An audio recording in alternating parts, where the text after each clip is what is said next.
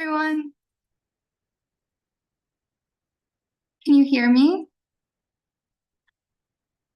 Yes. Perfect. Okay. Thank you for joining. Hello. Yes, awesome. Okay. I'm Megan Ammari. I think most of you were here yesterday for day one.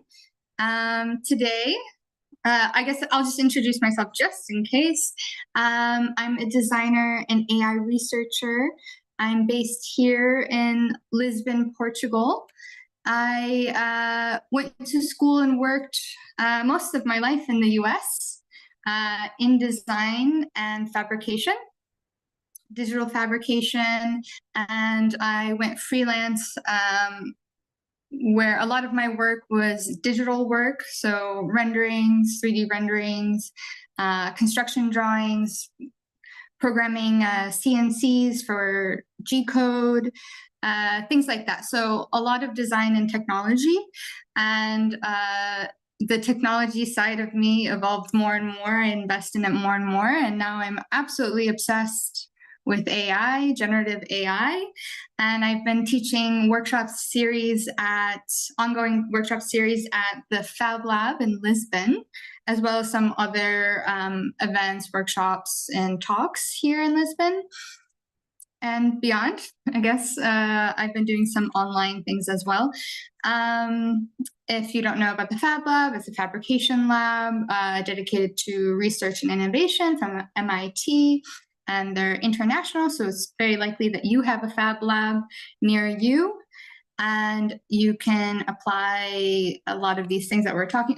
You can apply everything we're talking about, but if you're interested in the digital fabrication side of these projects, your local Fab Lab or makerspace is a great place to get a tour and become familiar with those tools if you aren't already. Okay, so AI generated design is the title, from concept to reality. The idea here is that I want to help designers, I guess, be visionaries and in embracing these newer technologies and leading their development. From concept to reality is, all of the steps from brainstorming to visualizing and fabricating, modeling and fabricating. Let's see, okay. Like I said, day one, yesterday, we focused on theory, which we looked at different user cases for this technology in AI, generative AI and virtual reality, and an overview of the mechanics before finally digging into the ethics of AI and its use and how can we use it responsibly. And today we're just gonna go over all of a bunch of different tools. I can't cover all of them. There are hundreds, but I have tons of resources if you want to explore more that I'll show throughout the presentation. And also, if you are registered with your email with me, I will send at the end of this 3-day workshop, I will send a bunch of different resources and links to things that we talked about. I also use an AI note taker. So it's transcribing just my voice and we'll create summaries and notes. And I also include that information in the newsletter as well. This is also streaming on YouTube, so you can watch this later. Some of these things I'll go pretty quickly because I'm trying to cover quite a few different tools. We'll see how many tools I can fit in these 3 hours. So on YouTube, I still had the issue with streaming in the pre designated video slot. So it's just going to be in the playlist and I'll update the title to be clear that it's day 2. But you can find that there under my YouTube channel. And I don't know if you caught it, but I had this QR code that has all of the information, the YouTube channel, the newsletter, things like that. And also the Discord. We'll talk more about Discords later. And tomorrow, day 3 is integration. So tomorrow we'll actually create a project together using a bunch of these tools, so you can see different ways that you can piece them together, create cool workflows.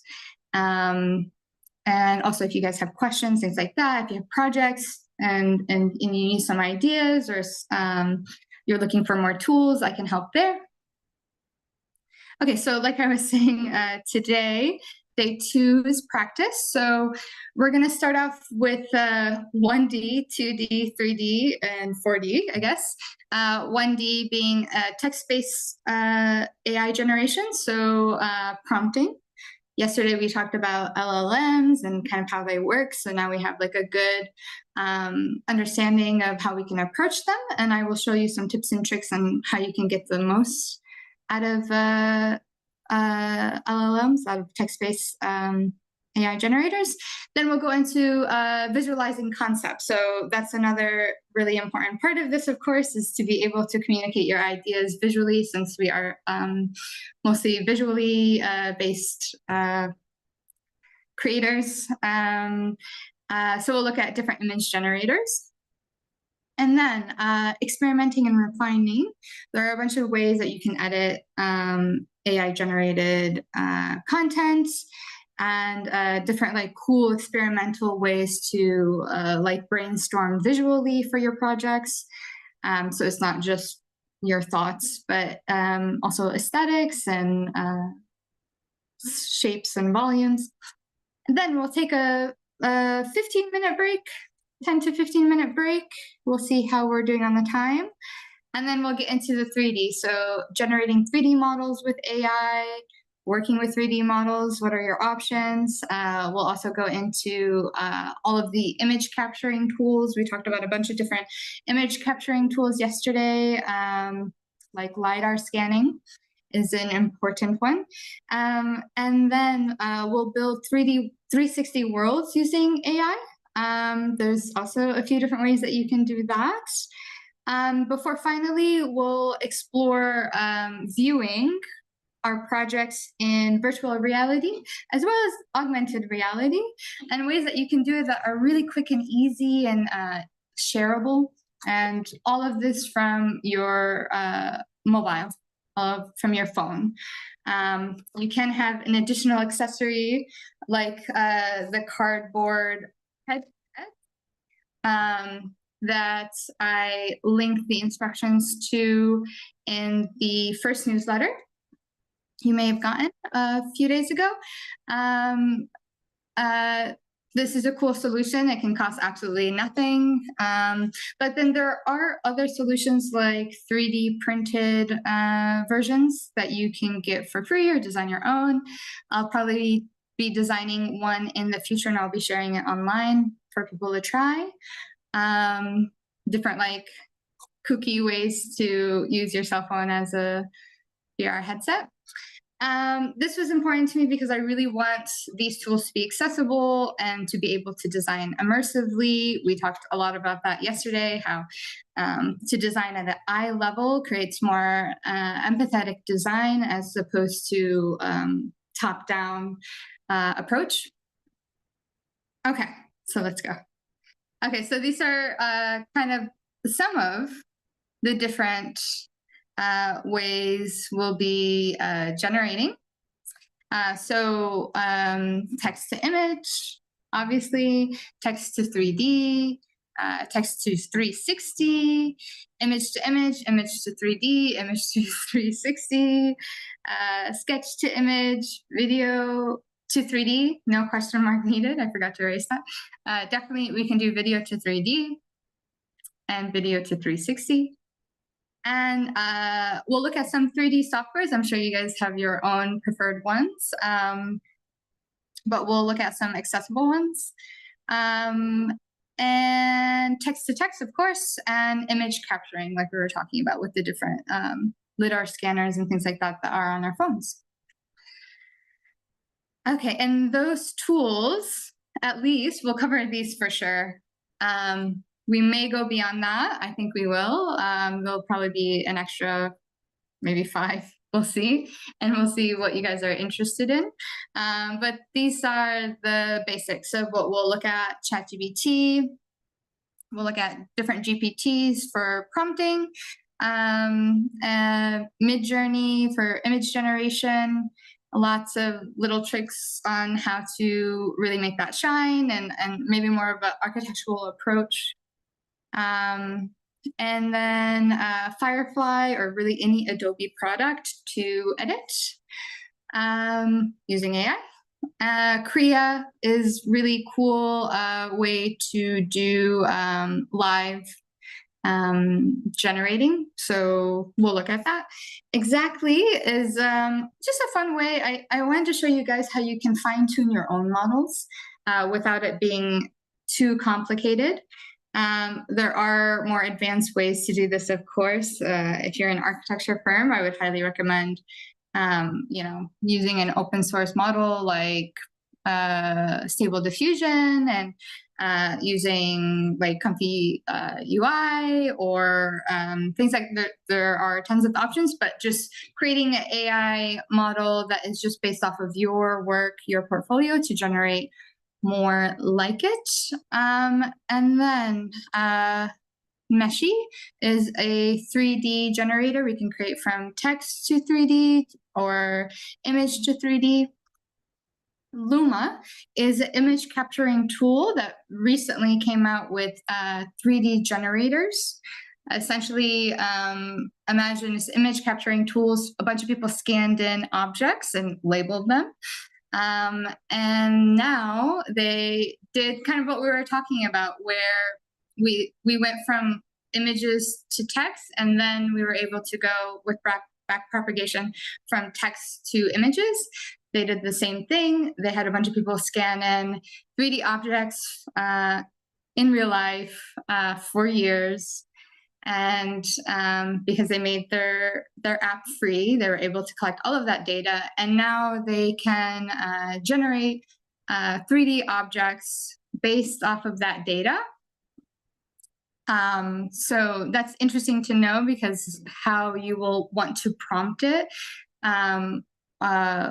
will be related, and that goes for all of these tools. It is really helpful to know how it works mechanically, of course, and where they get the data from, so that you can prompt it in a way that will give you more accurate results with less hallucinations. And another image capturing tool is Polycam. Polycam is similar to Luma, where you could scan in a space or an object.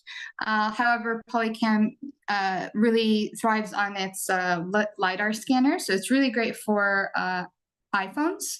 If you have an iPhone, you more than likely have one of the later ones, and they have an amazing LiDAR scanner.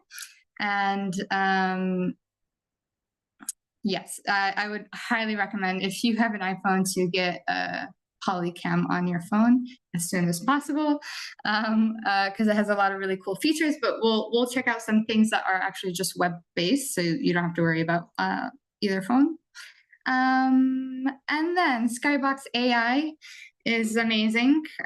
This is where we'll create 360 worlds really nicely and quickly, and it has a lot of interesting features that could help with modeling your projects. And I see there's a question. Is there an AI tool to create 3D models from 3D drawings, such as elevations? Yes, there are a ton. And we're not necessarily getting into technical, like architecture models and things like that. We're thinking more like, I'll show you. But what I will say is, let me show you. I have an AI tool database with over 100 AI tools that I've taught. I did do a whole, I did 2 workshops on AI and architecture. And so I collected a really nice toolkit of AI architecture tools and interior design tools that do what you're asking about, I believe that you're asking about. So, and anyways, this AI tool database, it's on the Discord. It's I will put it in the newsletter that you'll receive at the end of this. And so you can go in here. It's a Notion page. You can go under category, and you can sift through it, filter out what kind of modality of AI you're interested in. These are all different workshops that I've taught, multiple workshops. So architecture. Of course, Polycam, I'm a big fan. Genie we'll look at today. Skybox we'll look at today. Prom AI could be interesting for you. I was going to go over this at the end, but maybe I'll show you now. So you know what else you can do that maybe we won't have time for, but if at the end we do have time, any of these that you're interested in, we can go in deeper. Oh, that's weird. Oh, I think the first one I click on, huh? Okay, I will come back to that one. Okay, so Evolve Lab. You can use this as a visualization tool for SketchUp, Revit, Rhinoceros, Vectorworks, and the web. So you can start to like alter the geometry. So hopefully, I think my internet is being very slow. Let me know if it's lagging. Oh, okay, I see it's, okay, so for example, you could have your model. There are different modalities, whether it's like a 2D drawing of a floor plan or an elevation, or you already have like the 3D model, but you just have like the volumes, or maybe even more advanced than that.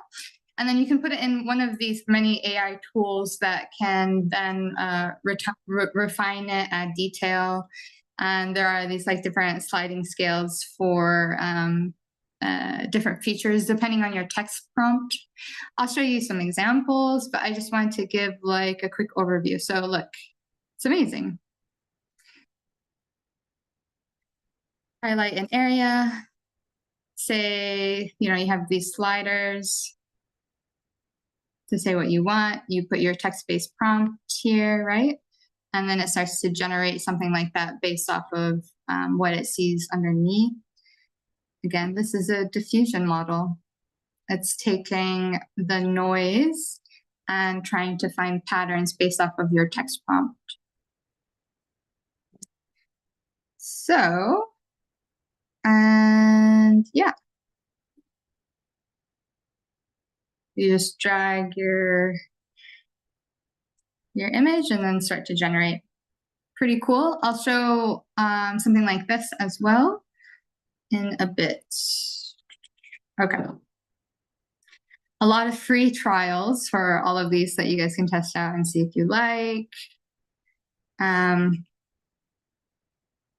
forget which ones I have already signed in on. This one's really good. Architectures. You can get a lot more detailed. Let's see. So you can have a ton of data on these files, and then you can use that data and these like sliding scales again to generate tons of different options for spaces. There's a lot of these tools, where you put like, oh, I want this many bedrooms. It has to be this square meters. And there has to be, there's a window here, and then it starts to generate tons of options. Yeah. So anyways, you can check these out. If I was a professional architect, I would 100% check out D5 Render. It's amazing. It does cost a bit, but I think you can get a free trial to check it out. You can take your models, change where the sun is, add greenery and all sorts of, it's really elaborate. You can do a ton. And it kind of has, what you're talking about is, you have an existing drawing or a model, and then you want to use AI to create something amazing, something realistic. Tons of tools for that. And this is, I would say, the best one. If you weren't going to do an open source option like Stable Diffusion, I would do D5 Render. Super easy, super intuitive. It's amazing. Okay. So like I said, there are several here that you can check out. And that I will share, and that is on the Discord. The Discord already has a ton of people on it from my past workshops, and we share a ton of resources on there, the latest news in AI, or tools, really cool tools that they want to share. Some people are really interested in privacy and open source, and so they share a lot around that. There's also like a tab. I guess I can show you. Can I share this Notion database? Yes. Yeah, I'll do that right now. Okay. Let's see. Can I share right now? Trying out a new browser at the moment. I don't know where the QR generator is. Looks like there is not a QR generator. It's weird. Okay. Well, I will put it in the chat, of course. Okay, let me just make sure. Oops.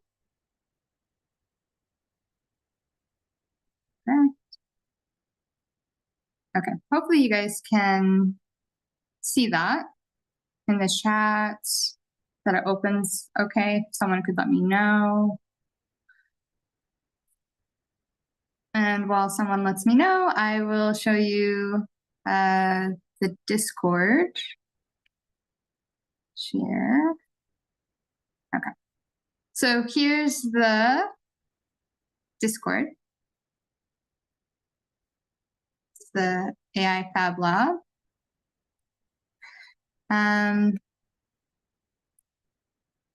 Like my computer is lagging. I think I have too many things open at once. Okay, so here's the Fab Lab Discord, AI Fab Lab that I created. Like I was saying,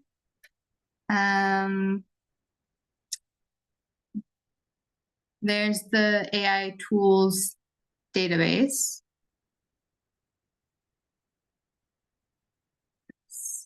Let me grab the Discord Fab Lab link.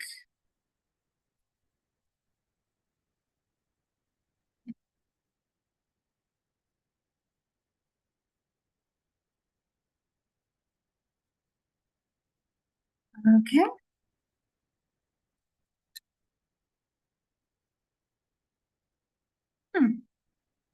Okay, so then the Notion page didn't open, but just if you go to the Discord, you'll be able to grab it. It's under tools, it's the latest, and I will include it in the newsletter. During the break, I'll get the right link for you.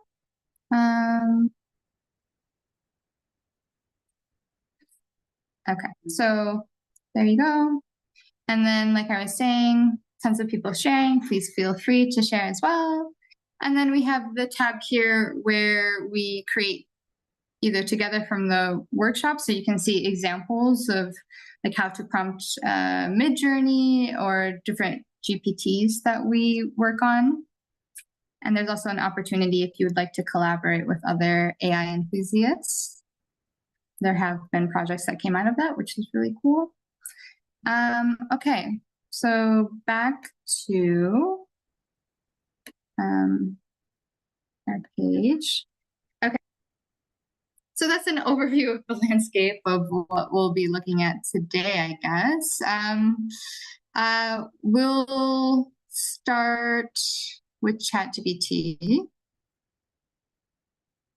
Or actually, it seems like we have a lot of architects here. I do want to show one tool. Are you guys able to get on the Discord? Sounds like good.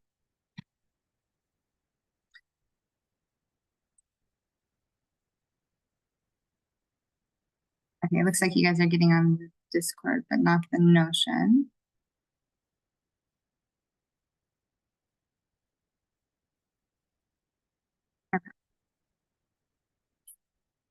Okay, cool.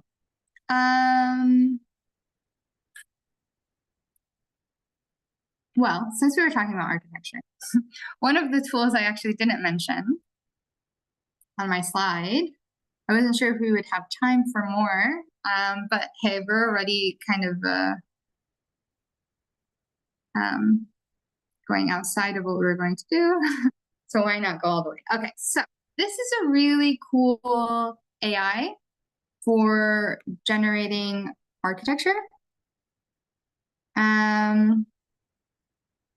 I see AI more as a research tool. I just want to get my ideas out as quickly as possible so that I can get feedback from the client or my collaborators before I totally invest in something and go and try to render every little detail and do all of the fine tuning to the project. That is very time consuming. So I just want to make sure that the concept is even there, because there's nothing more heartbreaking than really investing in a project and the client was thinking something completely different. So and a lot of times the clients will say one thing and then you do that thing and they realize, oh, actually, never mind. So I like to just bring a lot of like really nice refined options, often AI generated, so I can do it quickly. And then I go deeper and start to do all of the more manual work. So anyways, as far as brainstorming for architecture goes, I think this is cool. I usually show this to actually non-architects that are working with architects or contractors, so that they can refine their idea before bothering an architect. So, okay, let me get to it. So, this is a conversational AI that will build your project's concept for residential architecture. Okay, so it asks, tell me about the home you want to build. So if you guys ever have suggestions on what I should create, please let me know. I would love the help. Okay. I had to turn off my AI Grammarly. Okay. So what kind of house? I would like, this isn't prompting, this isn't like prompt design, prompt engineering. It's very conversational. It's kind of designed for the layperson, like someone that hasn't specialized or been educated in architecture. Okay. So I would like a modern sea ranch in Portugal made of stone and big windows.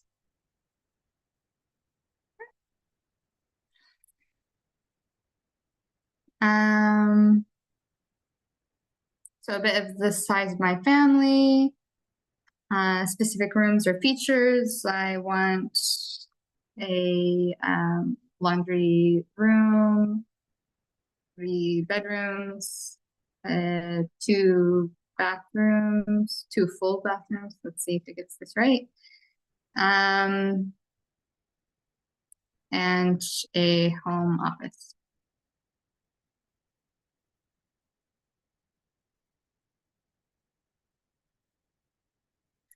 Would you prefer the home office to be located in a quiet area? Quiet area. With a view of the sea. Let's see if it can figure this out.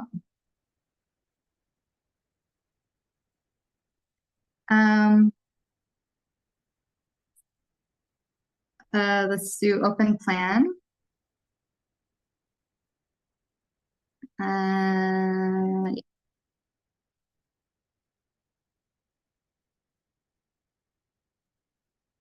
Yeah, I know it is really, really scary, but it won't generate, you'll see how far it'll go. It only goes to a certain point, and it can be helpful. Like, for example, you could build a model like this for yourself as an architect, so that, I mean, a lot of time is spent with a client where you're not making money because you're just talking to them about their desires and wishes. And even by the time you then you start to implement what they're saying, right? And they're like, actually, I don't know anymore, because they haven't like really worked through their thoughts and feelings.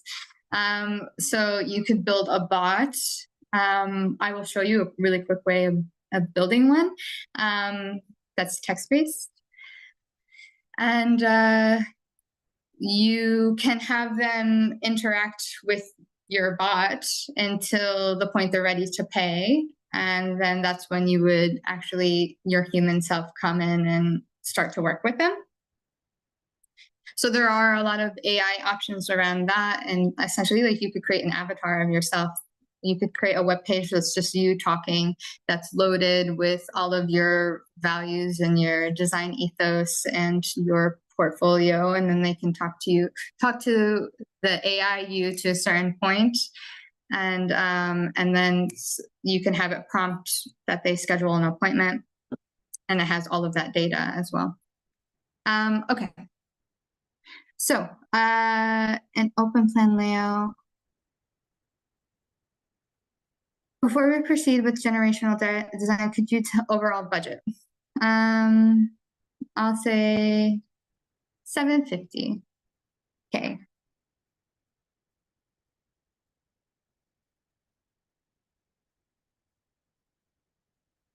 Okay, so it's going to give me different options with the criteria it mentioned.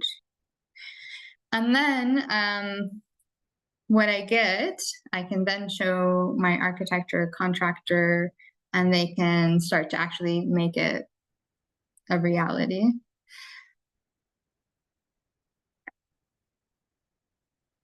Option 1. So a 3D printed modern sea ranch in Portugal. Tells me it has all of my criteria. I have another option here, here, and here. So, okay, so I can click on one. And it generated the views of the entire house. And here you can see it shows the camera view. Kitchen, beautiful. Bedroom. Let's see if they got the office right. Yeah, views of the sea. So we have a bit of sea right there.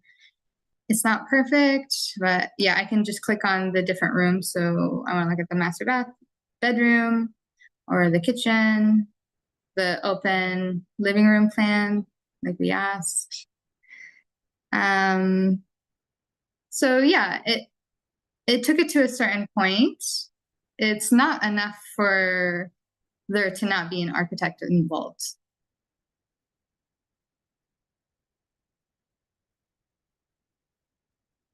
So we can look at another one, just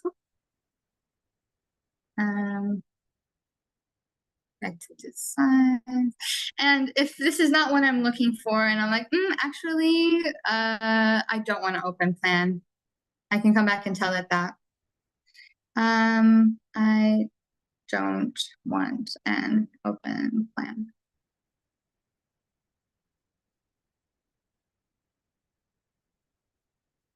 This could be a really great way to generate clients remotely, online. If you created a model like this, you could like harvest a lot of clients that you wouldn't have otherwise. That's not to say, like, with all of these tools, you don't have to do all of them or any of them. It's more like figuring out what are your boundaries with AI as a designer. Some things you'll want to be automated, and some things your forte, your specialization is that it's human. But we are moving into this world, and this is becoming more and more common. So just know that this is happening, and if you do it, it could be a really big, it will probably be a very big advantage that you have over the competition. If you don't do it, it could also be an advantage because other people are automating certain aspects. So it's kind of like figuring out where do you want to automate and where don't you want to automate.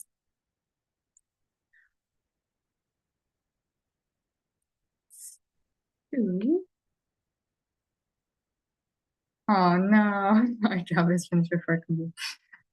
No. No, there's going to be the world is abundant. There's so many different projects, but that you can take on and do it. There is going to be a certain kind of job loss for sure, and also a certain kind of job creation.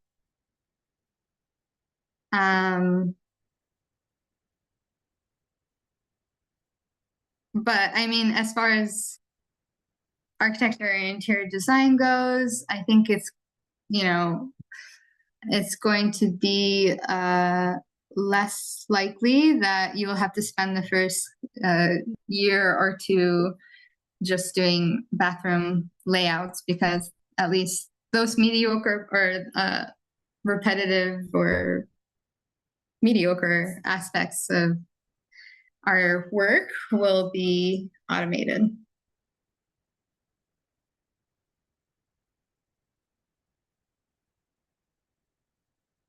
Yeah. Okay. So now it gave me new options that don't have open floor plans for the living room. Okay, so, and it gives me floor plans for everything and stuff like that. So now I can just share this to my architect or designer and voila. Or if you have this embedded in your website, it would just send you an email, or you have some sort of dashboard that you can see all of this information that they input. And also that data you can use, all of that data you collect from potential clients, you could use to refine your approach. Okay, let's talk about text-based AI. There's a lot we can do. So ChatGPT is not the only thing in the world, right? There's so many options. Highly recommend Claude, especially 3.5 is really great. Perplexity is really good. I could be showing these things.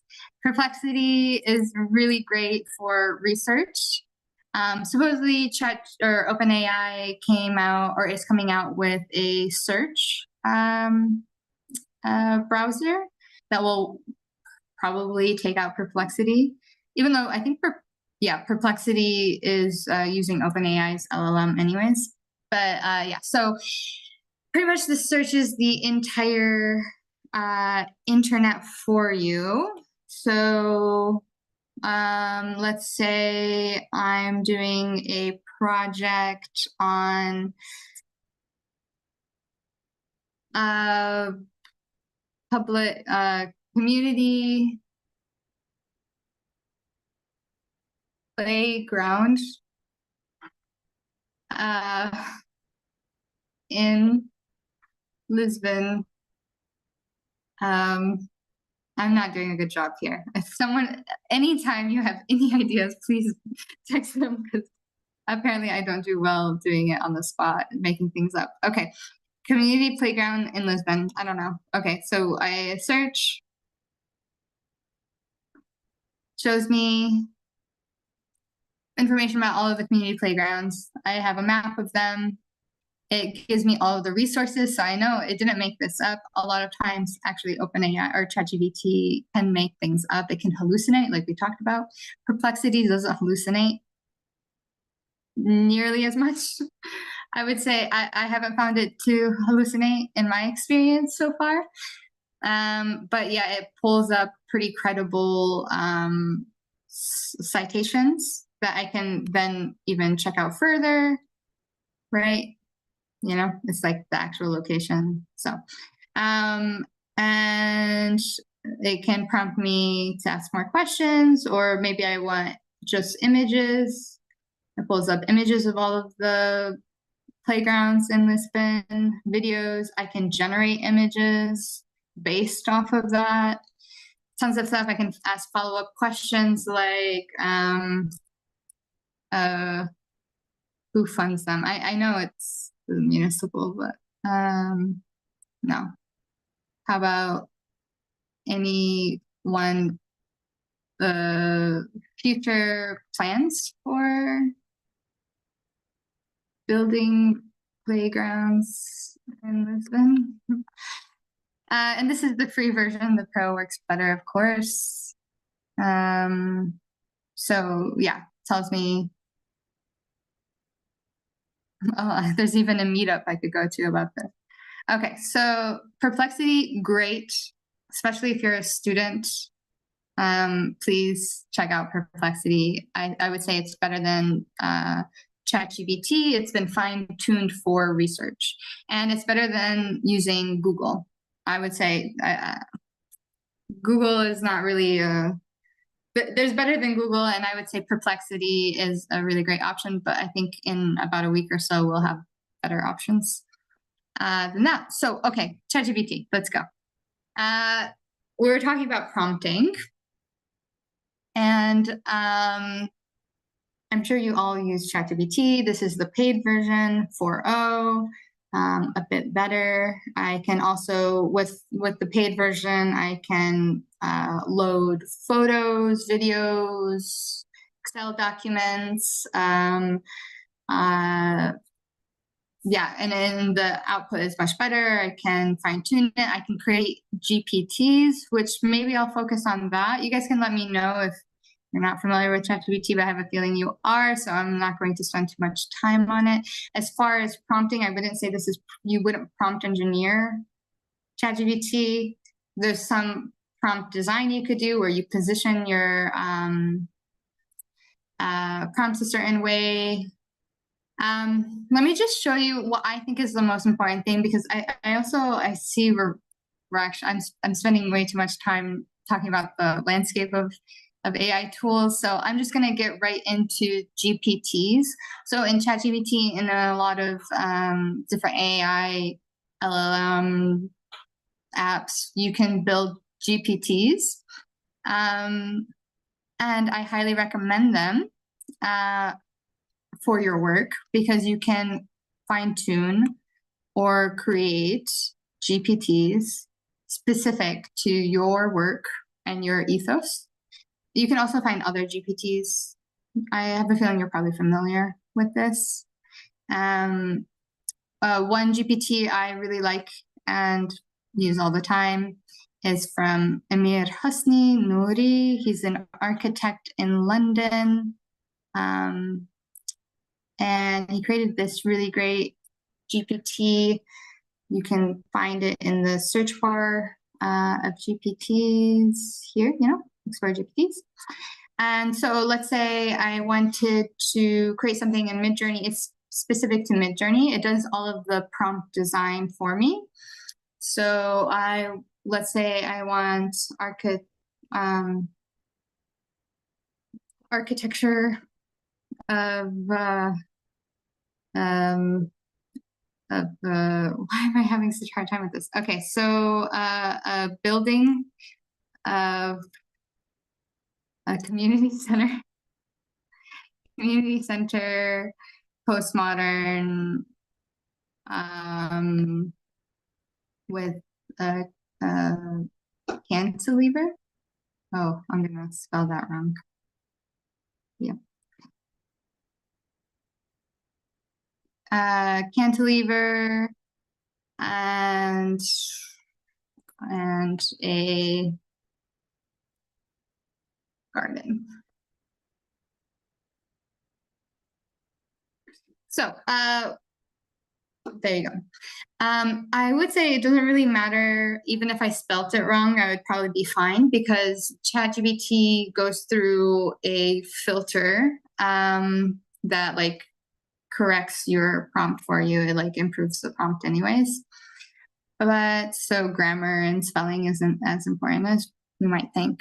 So anyways, it created not a great prompt, actually. I feel like it could have done better. Let's try that again. Because usually, oh, I didn't do it. So usually this prompt GPT will add weights to certain aspects of the design. So like it clusters these ideas, right? But then usually it would put a weight like cantilever 1.5. So in Midjourney, this might be why, because more people are moving to Midjourney browser. So in Midjourney, you can use the browser here, which is not that much prompt engineering happening. You just kind of type the idea. Where if I use Midjourney in Discord, let me share my Discord page. If I use Midjourney in Discord, it would be good to have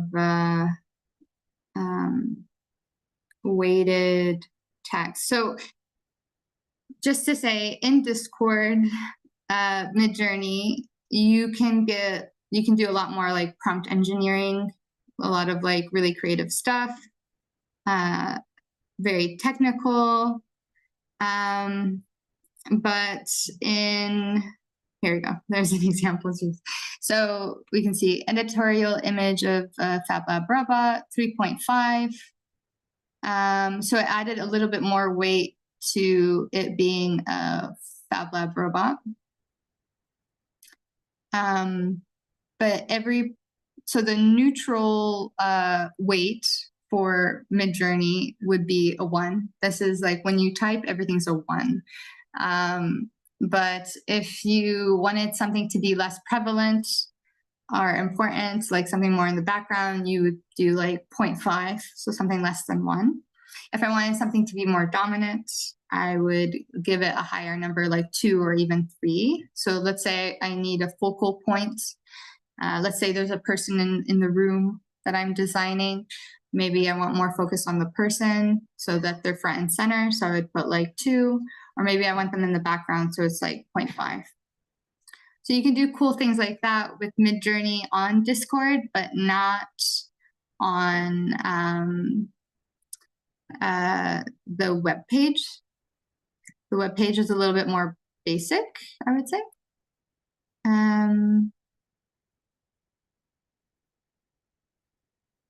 Are there any good AI tools free for education use, not only trial version, but trial version with limited time? Yeah, I'm trying to think of which ones are like that. That's hard. I'll try to remember, but yes, there are ones where if you show that you're not using it for profit, they're absolutely free. But I will show more tools. Right now I'm showing a couple that you do pay for, but I'm going to show several tools that are completely free. So once I get there, I'll run my brain to remember which ones are specifically free for students. So if I were to use that prompt from ChatGPT, I'm going to grab that. I'm going to use it in Discord. Oh, if I'm going to use it in Discord, like I said, it's a little bit more technical. So I would do /imagine. Grab that. Oh, don't know. Oh, I accidentally clicked on it. And I just realized you can't see my Discord page. Okay. So I would, let me do that over again. So if I'm going to prompt in Discord Midjourney, I would do /imagine. And then I would submit my prompt that I got from my GPT that's nice and organized. And it will start generating. I'm going to do it now in the Midjourney webpage up here. There isn't any text weight. I should have used text weight in the other one. Okay, that's fine. We'll get to it. So that's generating. Let's go back to Discord.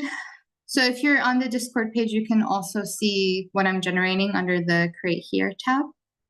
But here we go. An editorial image of a community center, cantilever, garden, postmodern architecture, wide angle shot, clean lines, geometric shape, and glass facade. The AR 16:9, of course, is aspect ratio 16:9. And so we see a little bit of a cantilever. Actually, this was pretty nice. This cantilever doesn't make sense, but I'm liking number 4. So I look here, and if I'm happy with that and I just want to go with it, I would just click U4 and it would create an upscaled version of number 4. So 1, 2, 3, 4. But if it's not quite it, you can click on these versions, 1, 2, 3, 4. I want 4. I want something like it. I have my Midjourney in Discord in advanced mode, so that I can edit it. So if I was going to add weights to it, I could go in here and edit. So let's say I want the cantilever to be stronger. I can do that. See what happens.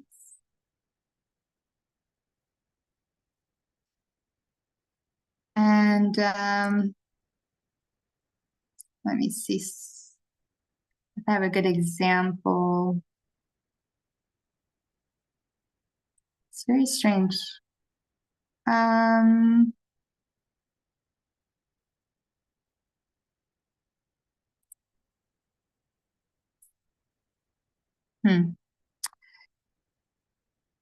So,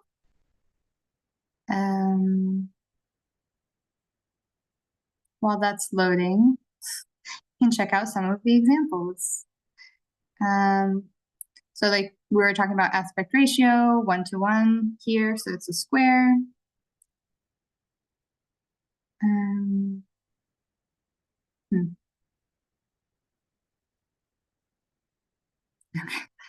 All right, we're gonna get out of here. All right, so now we have 4 variations with some kind of, not really a cantilever, but hey, cantilever-esque aesthetics, I guess. But anyway, so I'm just gonna go with number 2. I think 2 looks good. So I upscale it and see it's diffusing, like I was saying, the diffusion model. Because I was just upscaling it, I wasn't doing much diffusing, so it happened very quickly. Maybe you didn't even catch it, but I'm gonna show you how it diffuses. If you're using the browser, you wouldn't be able to see it diffuse at all. but hopefully on Discord it will let us see it diffuse. Ah, there you go. So you see it diffusing. It's doing these cycles of trying to find patterns in the noise based off your prompt. So there you go. It's pretty quick.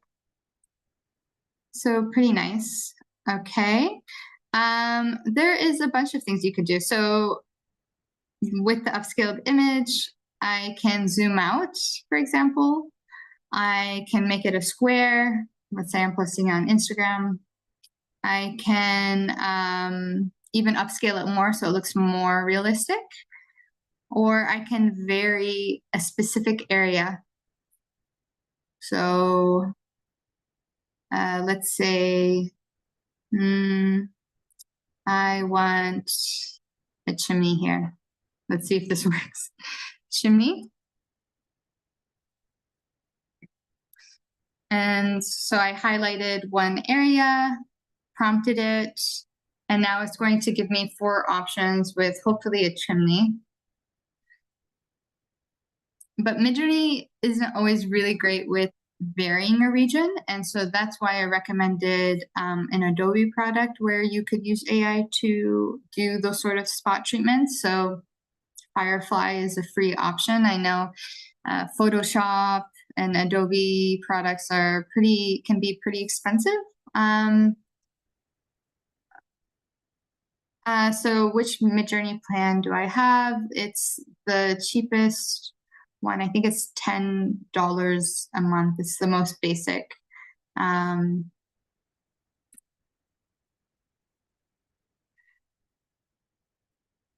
we discuss Midjourney can we use Discord Midjourney for free?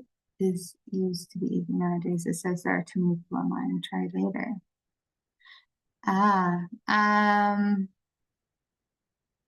It sounds like you tried to get on Midjourney for the first time on Discord and it said that it was too full.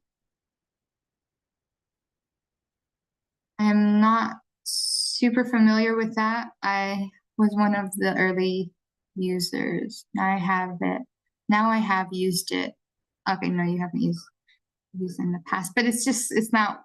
Okay, so right now I don't think they're giving free credit.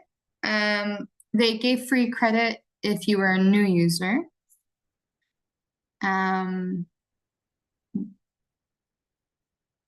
Sorry, I'm reading the comments.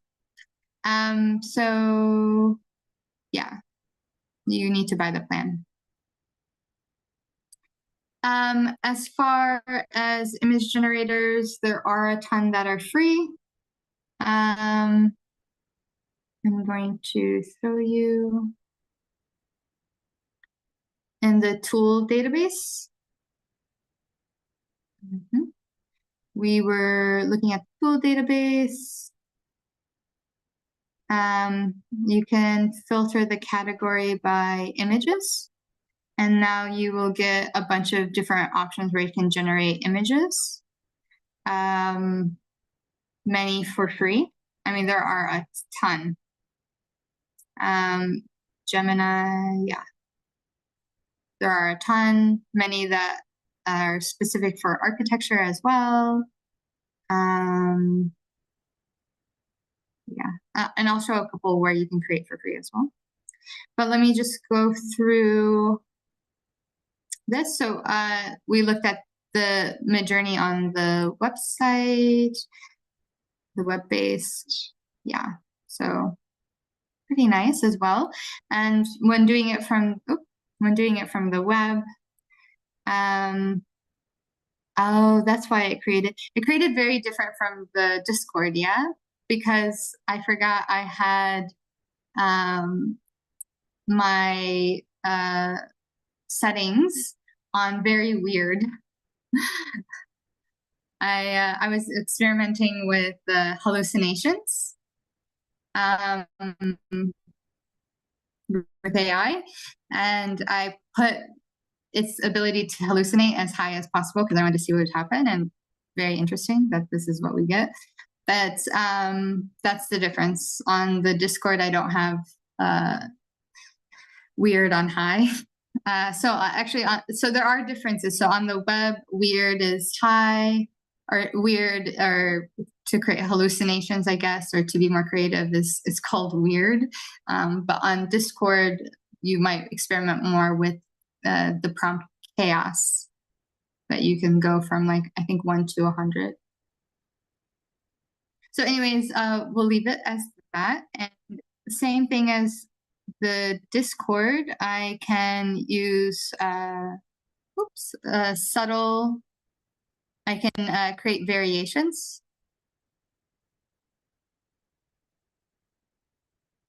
I can create variations, but I can create them to be subtle or strong. So if I want a strong variation of this, I'll just show you. They'll create 4 more that vary from this strongly. So they're not very similar, but if I vary here subtle, it'll give me variations, but they'll be pretty close. Then I can upscale. If I upscale subtle, it'll be very similar. If I upscale creative, there might be a few new features. Then I can pan around. So if I want to go left or right, I can rerun it if it's not right. The web browser is really easy to use, where I can just drag the image. Instead, in Midjourney, it's a little bit different. You can upload, or you can use URLs in Discord, which is nice. Or if I want to use the prompt and I don't want it to be weird, let's just take this off and see. And if I want to reframe it, you can do that. So it will expand the image. Or if I wanted to zoom out as well, can do that. But what I'm going to do is, if I do 2 to 1, then I can make it a panorama that I can use to then generate a 360 sphere. Okay, let's see.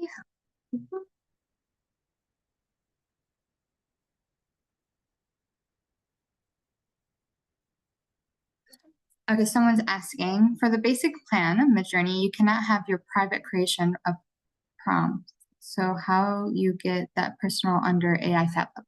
I created my own server. So in Discord, you can create your own server. I would highly recommend it. Here, I'll show you. Wow, this could have been a 10-day workshop for sure. Let's go to Discord. Okay, so I create my own servers.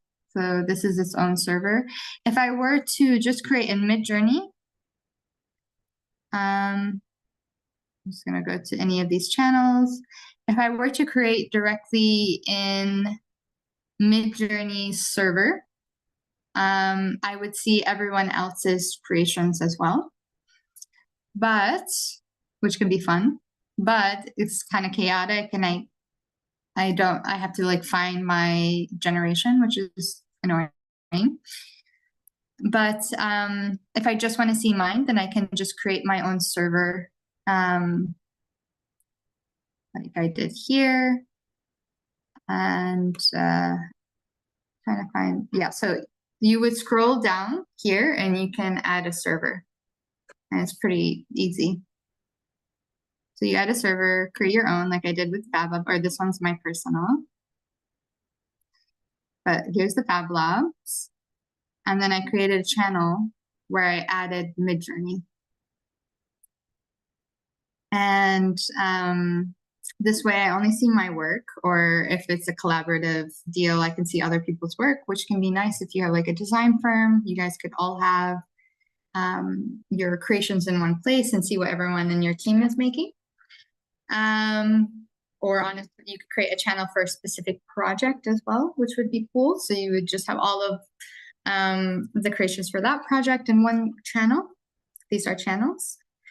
But with these lower cost memberships of Midjourney, people will still see them. They're still publicly accessible. So if that is important for you, I would recommend getting the higher cost membership if you're a design firm or the design firm you work for. I don't think it would be that expensive for the value you get, but then everything would be private. They wouldn't even,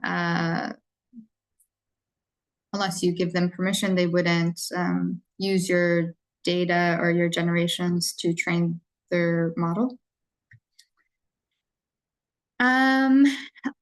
If you're really serious, I would get into stable diffusion. I'm not getting into stable diffusion here because we can see even the most basic like tools, it can take a long time. And I want to show you a bunch of different tools so you can start to imagine different ways of creating work. So there are a bunch of things you can do here. This is not a workshop on Midjourney, of course, so I don't want to get too into it. But you can add files. So if you have work, you can add files that it can reference. And it becomes part of that noise that the diffusion model tries to find patterns in. So it can be really interesting. Like, let's say there is an architect you like or work that you like, and you're not really sure what it is that you like about it. I could upload some work. So let's go to our browser. Let's say I really like, obvious, Zaha Hadid, right? Easy. Hadid, her opera house in Dubai. Okay, sure, this one. So I can copy the image or the URL, and then go back into Discord and paste it here. Actually, that's not what I wanted. I want to / describe. See that? And now I can, so I need the link. Let me grab the link. So I can paste the link.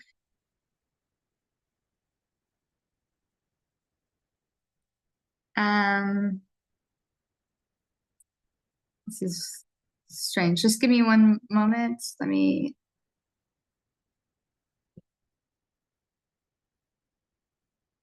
think maybe because I didn't open the image.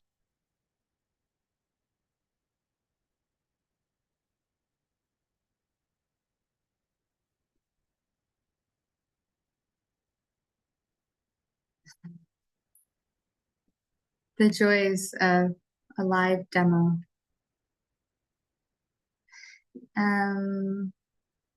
Let's try again.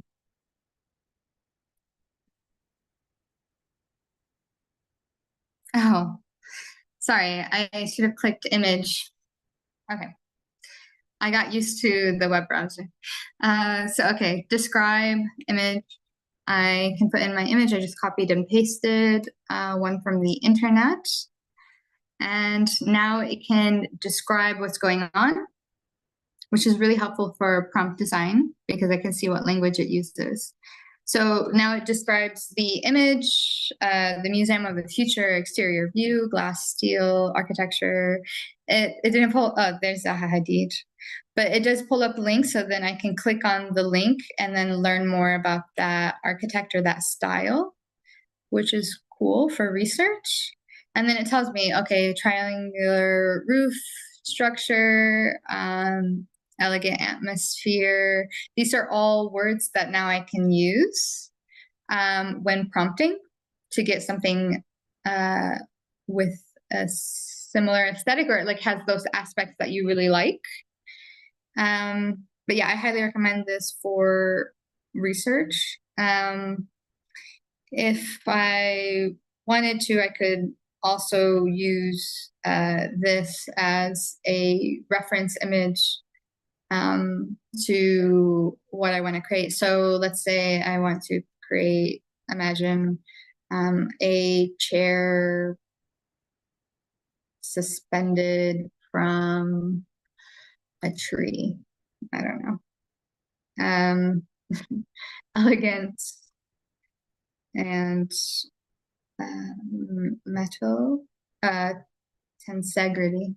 Tensegrity. I hope I spelled that right. So that will be generating, and we can see that. So another thing from these descriptions, I can generate directly from them. So let's say I do really like this description. I'm interested that it actually brought up another designer instead of Zaha Hadid. So it could kind of blend this designer's aesthetic with Zaha Hadid's. Let's check it out. So I can just go down here and click one, submit, or I could take out things that I didn't like, or I could add to it. But now I submitted it and it will generate an image with this prompt. And as that's generating, we can look at our Zaha Hadid aesthetically inspired. That is kind of what I was thinking, which is wild. Yeah. So I'm just going to pull it up. Here we go. Great. Very cool. Beautiful lighting. Nice structure. Yeah. I think you could make this happen. It's cool. And then now the prompt from the description generated from the architect. These are very cool, actually. Yeah, I like that one. Yeah, so there you go. Great for brainstorming. Can you show how to link your Midjourney channel with your server, the step after making your own server? Yes. Okay, so let's see here. Oops. So I'm trying to remember. So I go to Midjourney. So you have Midjourney. If you downloaded, or if you were on Midjourney's browser and you could get to the Discord, it would have automatically put Midjourney on your Discord if you accepted the invitation. And so now you have Midjourney. Yes, great. Okay, so now you have Midjourney. And then I just need to refresh my memory, to be honest. How did I do it? Is it here? I think, yeah. Server, linked roles, edit server. I know it's really simple. I just need to refresh my memory. Was it?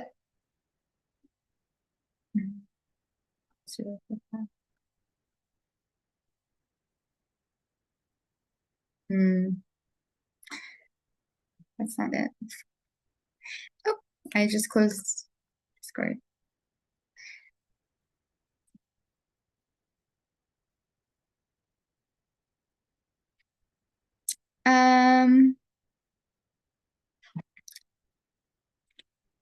I'm trying to remember, how did I do it? If someone knows, just please put it in the chat. I will. I think I just need to search it. It's searchable. You can Google it. But during the break, I can tell you. Okay. It's fairly easy. I remember it was really easy. I just need to remember. I've kind of moved a little bit away from Discord recently with everything, kind of all of the AI tools have been, just going to share my screen. Most of the AI tools have been moving away from Discord now and got their own like web browser. So I've been using it less. But okay, so there you go. These were the examples of the Midjourney on the browser. This one was the stable, subtle variations. And these are the more variant They're pretty cool. It's still the very high weird. Yeah. Okay. So that's some things you can do in Blender, or sorry, in Midjourney. Another thing that is really interesting is being able to combine images and blend them. So let's say I like this one. I can also do this in Discord with my own images. So I don't need to use Midjourney images, but I am just for convenience. So I'm going to combine these two. And then I'm going to say something like a residential home in the forest. Oh, I spelled forest wrong. It's a little too wrong for this to work well, I think. So I can use the prompt and the images again. I forgot the weird too, so I'm just gonna do forest and put it through. I don't know why it's kind of weird. Okay. They're diffusing. Oh, diffuses on the web as well. Okay. Interesting. These are still high weird values.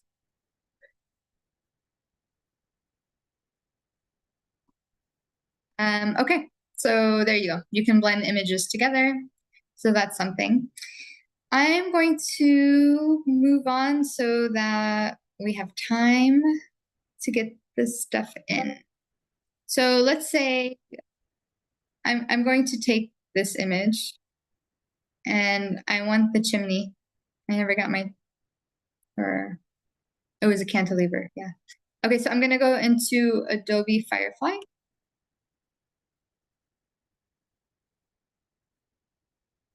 Midjourney is not for new Midjourney users. Oh, Midjourney Alpha. I am not sure about that. I didn't know I was using, because there are actually some things that I get because I'm a very early, like week 1 early user. But I didn't know that was one of them. I'm not sure. Okay, so Adobe Firefly. I can also generate images here, but I'm just gonna scroll down and go to generative fill. I use this a lot. And I can upload my image, this one. And now I want to have a chimney. So I can just spot that spot and write chimney and generate. And that will give me 3 options, and I can generate more if I don't like any of them.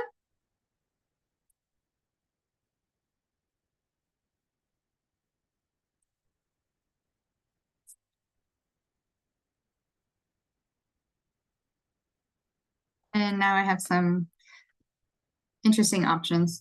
So what's going on here is that the AI is zooming out and taking account of all of the information, and then zooming in and generating that spot.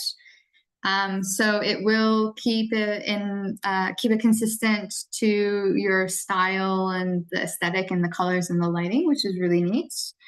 But this was pretty weird, right? So it generated pretty weird chimneys, but that one's fine. I can go in and edit it some more, or let's say I want to, so yeah, I'm gonna keep that one. Say I want to remove something, I don't like this tree.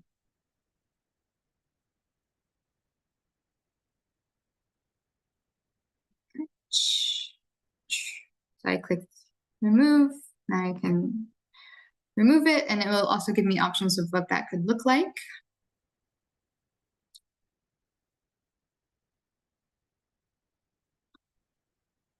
I can also expand, so there you go.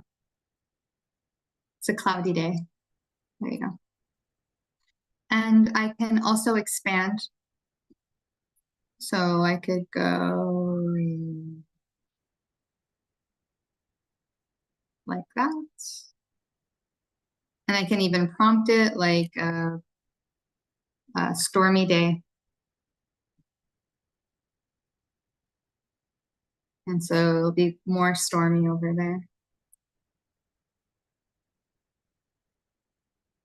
But again, it's really nice because it accounts for the aesthetic and the lighting and everything. Now, maybe it's a little bit more believable that it's a stormy day, and that's fine. So done, I can download it, do different things with it, and turn this into a 360 panorama. We'll get into that in a bit. But I just wanted to show you that option of Adobe because you have so many free credits every month. So it makes it pretty affordable. If I wanted to do something more experimental, I am a huge advocate for Krea. Krea, Krea.ai is amazing. You can do so many things for absolutely free. And I like to create with it to brainstorm my own ideas if I'm starting from absolutely nothing.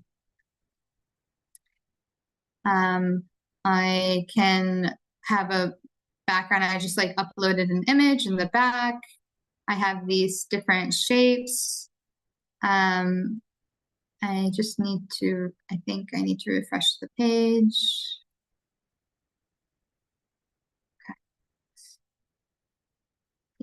Okay, cool.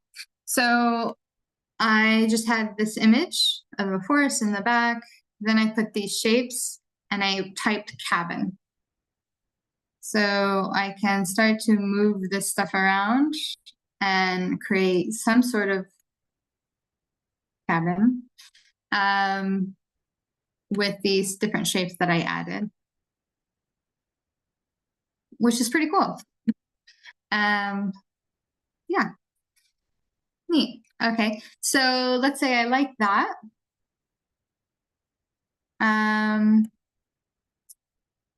Let's say I like that, and I want to enhance it. Like I want to invest in this generation and make it more realistic. I can click this button to do a quick enhance, and there you go. Even more realistic, or I can download it for free. I can also change how much AI I want. So let's say, actually, I don't want it to be that different than the image for some reason. Let's say I already have an image I really like, but I want to change one aspect of it, or I want to add something to it. I could put the image here and then add the thing I want to add, have it on low AI strength, and then it will blend those things together, which is really cool. So for example, let me see, what can I add? I don't know if this is a good idea, but let's try it. So I added this image and I want to remove the background.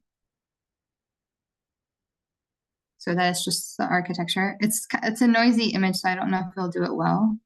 We'll see.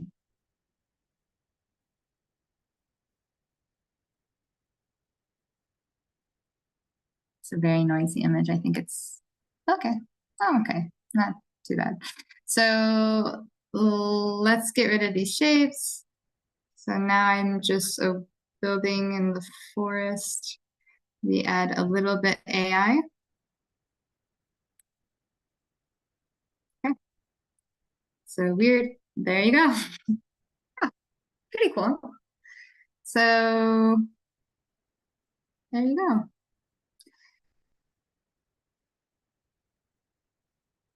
Very interesting.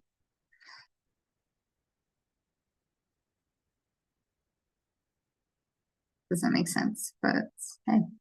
So I can up the AI and it just becomes more abstract, more your prompt becomes heavier. versus if I go low in AI strength, then it's much more like what I've propositioned it with. And what's cool about Kriya, and of course I can enhance it, like I said, so let's enhance it because it's kind of cool.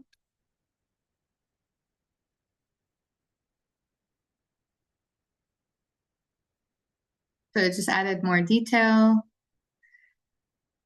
It's a little supernatural with the moon there, but hey. I can also just generate images here like we did in Midjourney, but for free. But you are limited quite a bit by the month. So I could generate from my 3D software, for example. So let's get into Blender. Well, yeah, I was gonna say maybe that would be better if we had some 3D assets in Blender. We could project the screen, but hey, we can just use this. So here's Blender. Oh, you can't see Blender. I'm just gonna share my entire screen. Might be a little bit chaotic, but let's go for it. So I'm in Blender. Yeah, just the square. Now I'm going to go here, screen to image. Hopefully you guys can see all of this. And I'm going to go to Blender, share. So now I'm sharing my Blender screen. I'm gonna go back to Kriya. This would be great if I had a double screen display, which I know a lot of you architects do. So there you go. We're gonna use less AI here. So you can see, and a little bit more. Okay, cool. So I could be a little bit more detailed, red,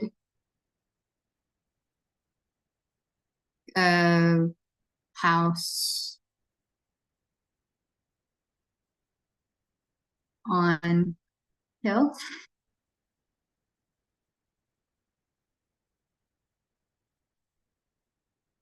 Okay, so if I were in Blender, I could then, like I said, it works better if you have a double screen. But because you could be moving your object or your project in Blender and seeing it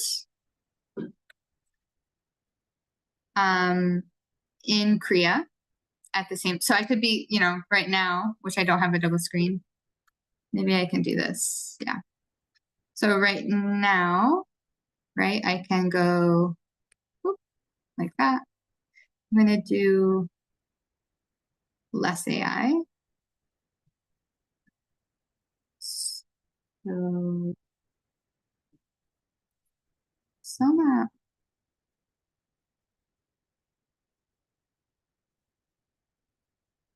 Less AI? Oh, I see. Because I did the double screen, it confused it.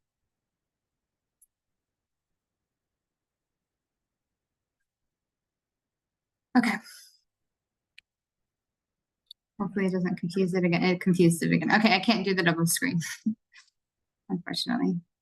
Okay, so here we go. You have to find like the sweet spot. I don't know if that's that sweet, but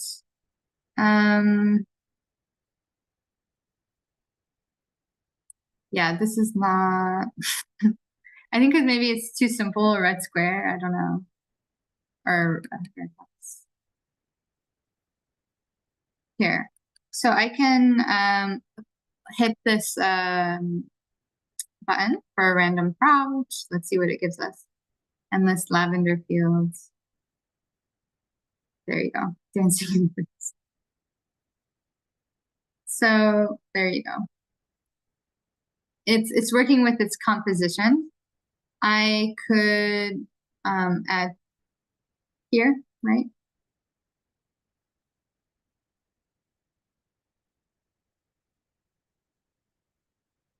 And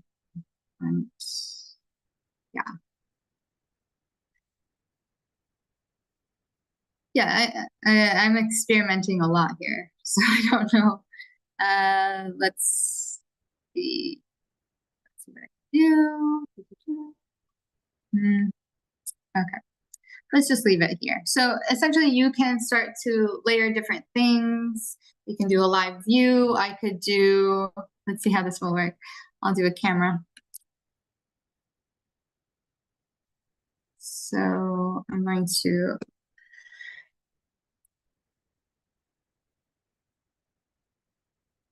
here's my camera.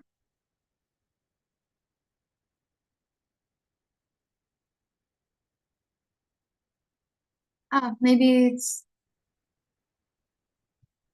yeah, I think because I'm sharing my screen with you guys as well, it's not letting me use the camera feature.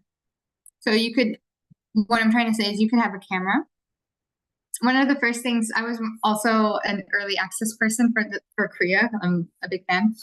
Um, I all I did in the beginning was use the camera feature, have some plants, and write like architecture, urban planning, and then I would just turn the plant pot around, and it would create all of these really, really interesting structures.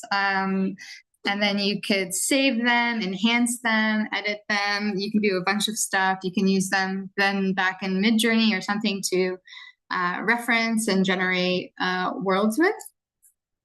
So I mean, it's just endless, right? Of what you can do here.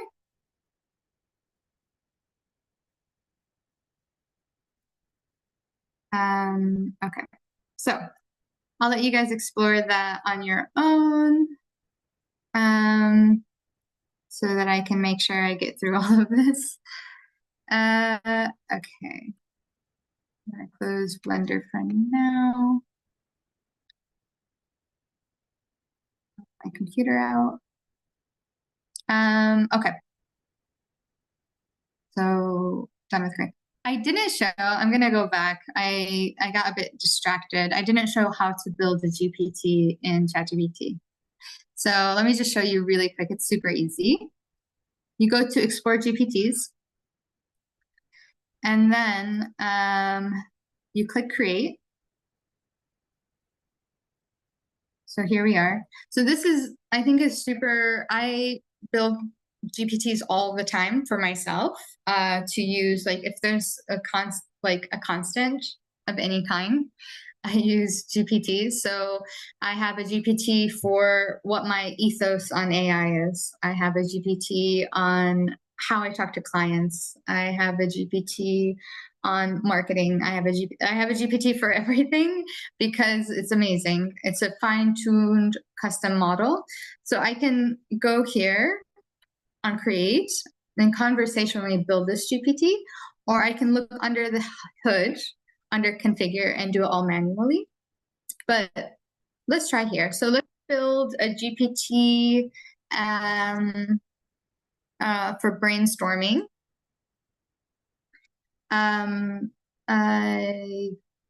Or even to generate images of my design ideas.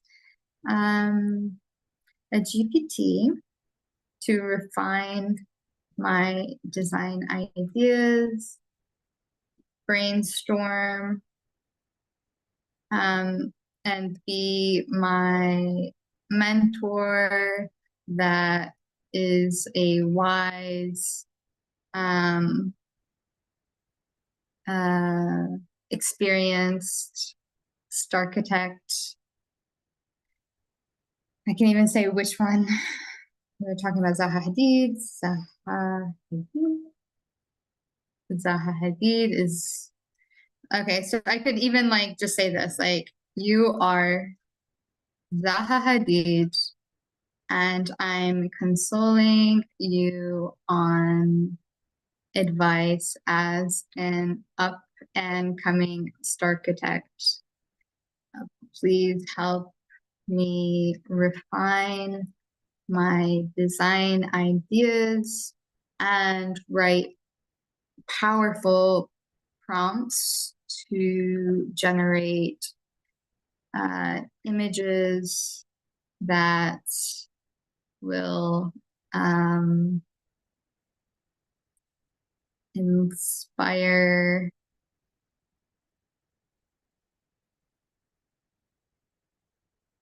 solar punk projects. I don't know.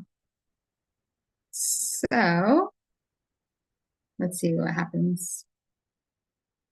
Write prompts for for Midjourney.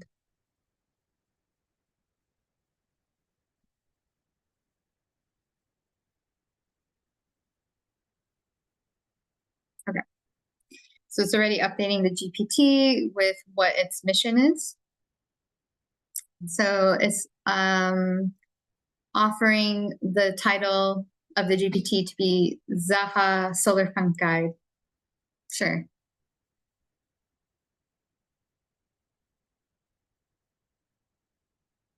I wonder if it's a copyright issue. Let's see. Oh, just mentor. Semantics. Okay.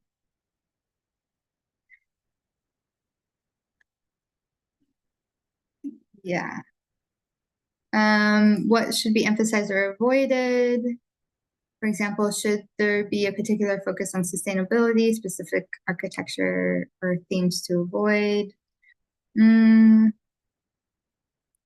I want futuristic aesthetics, but not old. And yeah, not old. Let's see.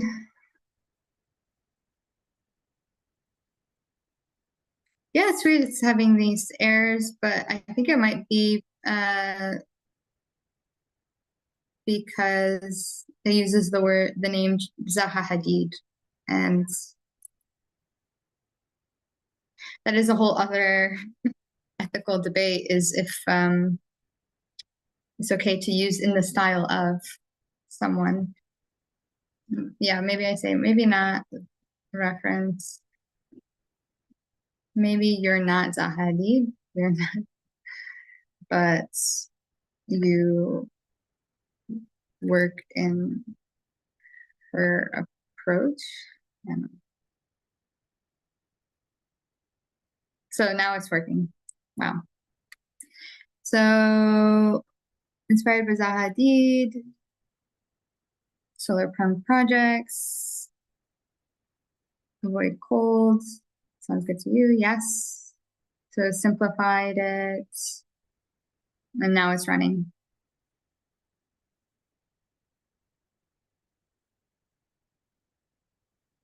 Maybe.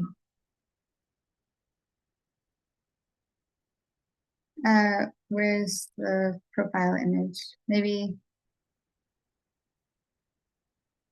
Okay, we'll forget about it. So usually you would just create an image. It would generate the image. Let me try again. Okay. It's having an issue. Very weird. Okay. Anyways, I can go to the backside now. A lot of it should have populated here, the title and everything, but it's having some sort of error. Very strange. This has never happened. But I can upload my own photo. I can create my own instructions. But most importantly, the main feature I'm looking at is I can upload files. So let's say I wrote something, let's say you're in school, you wrote a research paper on something about your values. You could upload them here, and it can be in that like writing style, or it could reference those ideas or hold those values in how it generates content. And then here you can test it out and then create. For some reason it's having errors, so I'm gonna let it go. Gonna show you the one I built, or we built in a workshop for the Fab Lab. So we built this one for the Fab Lab. It's like an assistant at the Fab Lab named Fernando, because we're in Portugal. So it generated all of these things automatically from our conversation. And this was like a collaborative thing. And then it creates conversation starters. So these little prompts here. So a lot of times you get to a GPT or something, you're not sure what to say. So these are like conversation starters that helps prompt you.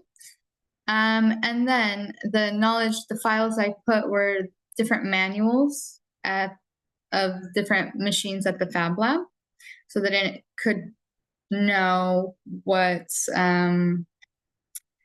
machines we use and what they require, like materials, printing space, cutting space, things like that. So then when you ask it to help you with your project, it would know what your limitations were or what resources you have. Yeah, so there you go. We generated this image as well from talking to it. And I can share this with anyone and they can use it. So this could be a cool way to have your clients talk to you or your ethos before they're ready to actually engage in a project. This will eventually, actually you could charge for this as well. So it doesn't have to be free, right? You could send this out to clients and then they pay to engage with it. So that's an interesting way to monetize.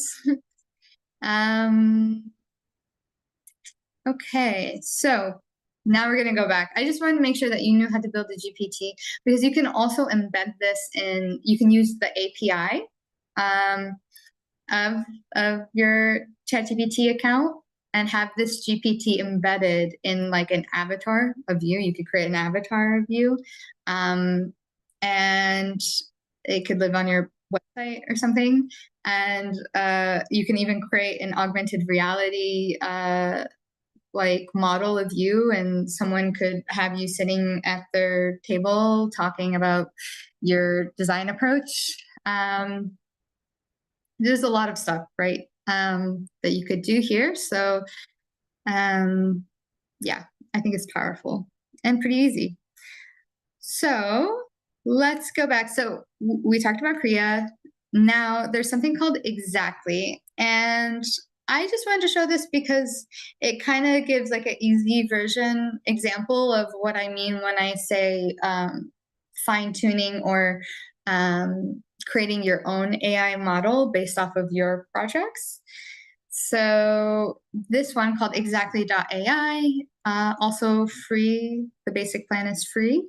I can program it. I can load my projects on it. I can create different models on here that it can reference, and it will generate more of whatever that is. So, and also I can find other people's that they made publicly available. So this one I was just playing with this cool creator's style. So I could pull up their model, and then I wrote just vase, and then I was able to generate this vase or other vases. So let's create one together. So I just uploaded a model from not a library. One second. I just want to show you how I programmed. Yeah. I guess I can't show you. Okay, so I created a model where I uploaded images of my ceramics. I used to have a ceramics studio that I would do on the side, kind of as my own research for design and craft.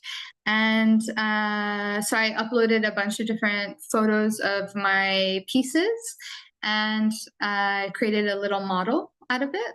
And now I can click on that model and I can say what I want. So let's say I want a mug. I think I can, yeah. So I can even, ooh, it's going to be a weird mug. Let's say there's the mug and it has two handles. And let's see if I can do some interesting design elements. Oh, that's, I wanted it to be horns. Okay. Okay, I'm just gonna leave it there. And I'm going to write mug. Oh,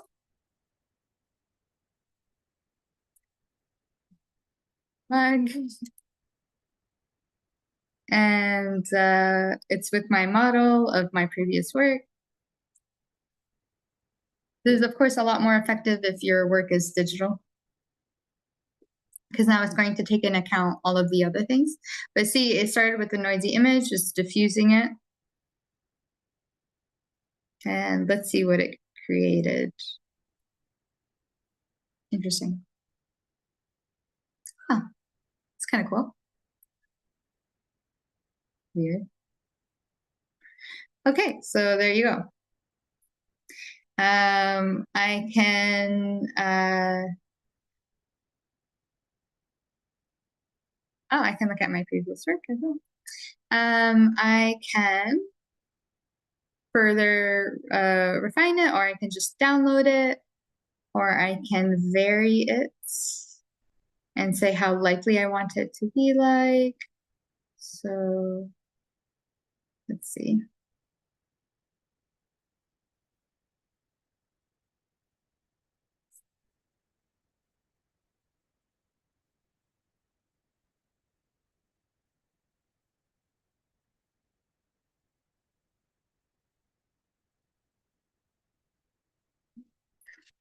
Pretty strange. But this is an interesting app because they also don't use any of your data to train their models. It just further trains your model, and you can further invest in your model. Pretty cool. You can create even better examples for sure. I can crop this. This is cool. And then, yeah, you can look at like previous iterations and all sorts of stuff. You can share your model. There you go. So that's just one idea. Now, I would want to get into the 3D and 360. How do you guys feel? Maybe just like a quick break and we'll come back and just do 3D and 360.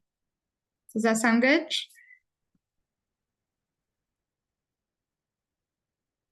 I'll put a timer.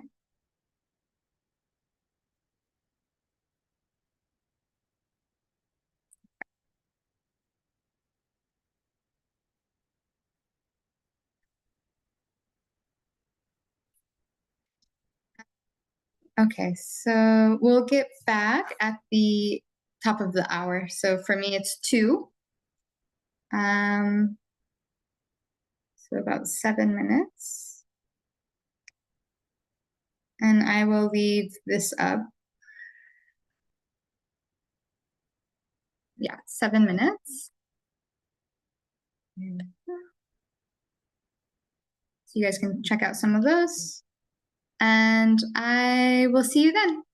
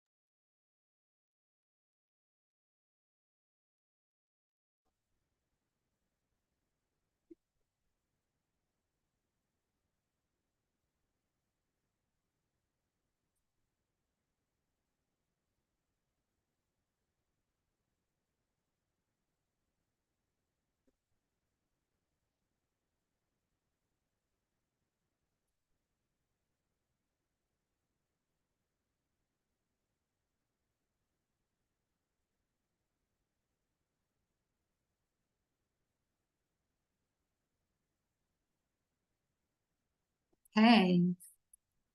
So, were you able to add the Midjourney server to your Discord, by the way? Or should I try that one more time?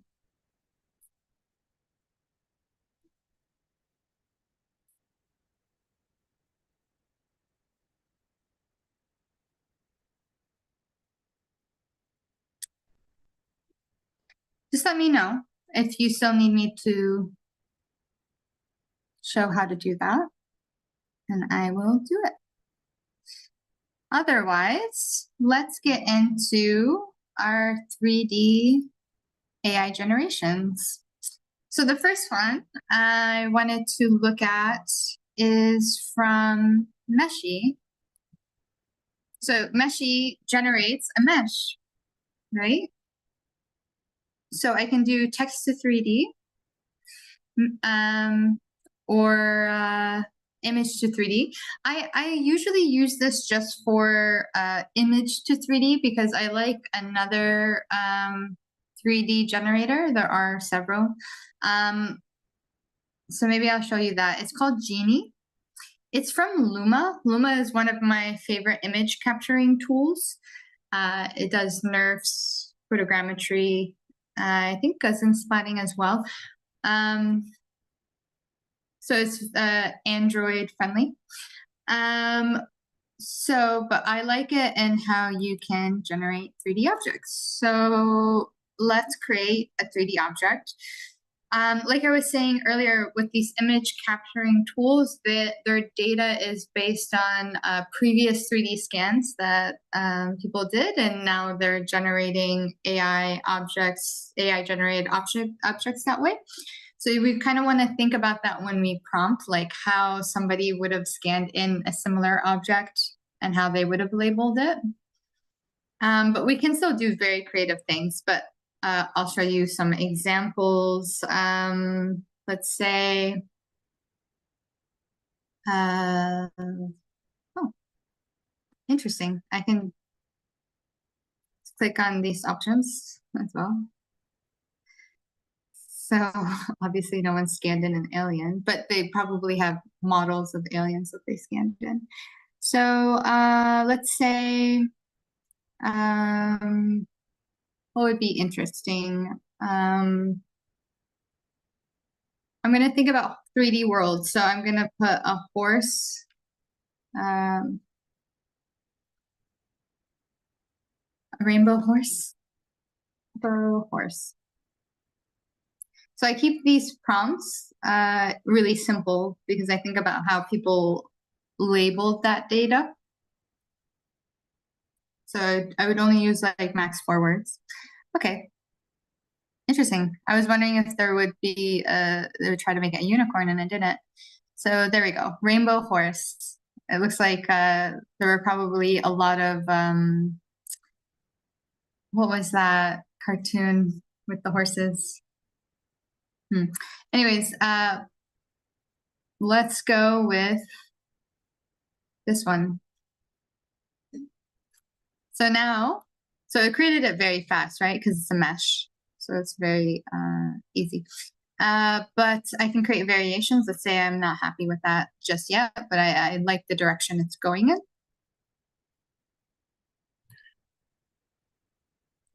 And there you go. So pretty similar, just different hair, different colors. I think this one looks more refined.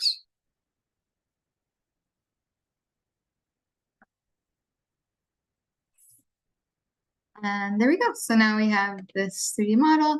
So this is really great when you just need like prompts for your models. Like you already designed the building and you just need trees or a bench that isn't that important, or, you know, just like secondary objects.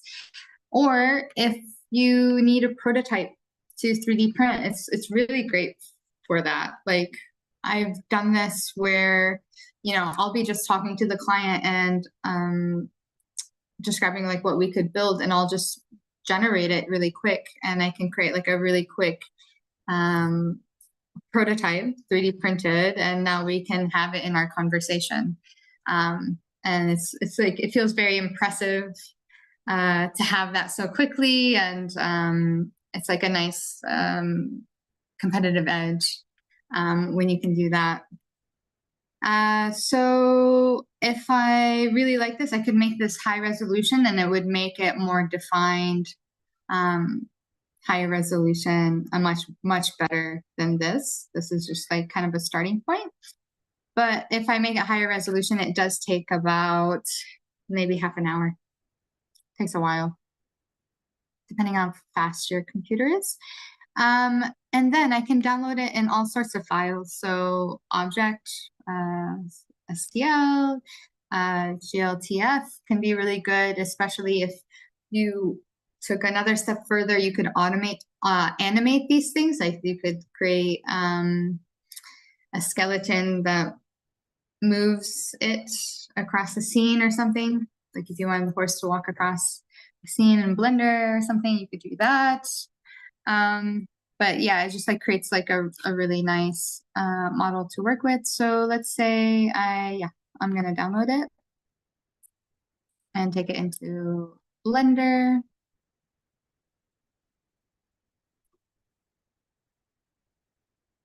I'm gonna delete the cube, import GLB.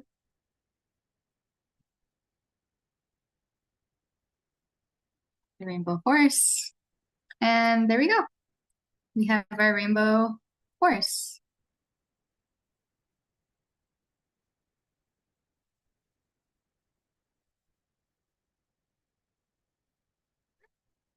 So let's create something for it. What shall we create? Another object from an image would be great. Let's see what we can do. So I'm gonna go to Meshy and show you how that works. Let's do, so it's in image to 3D. And again, this is all free. And with these free models, your model becomes public, so know that. Unless you pay, then you can have it private.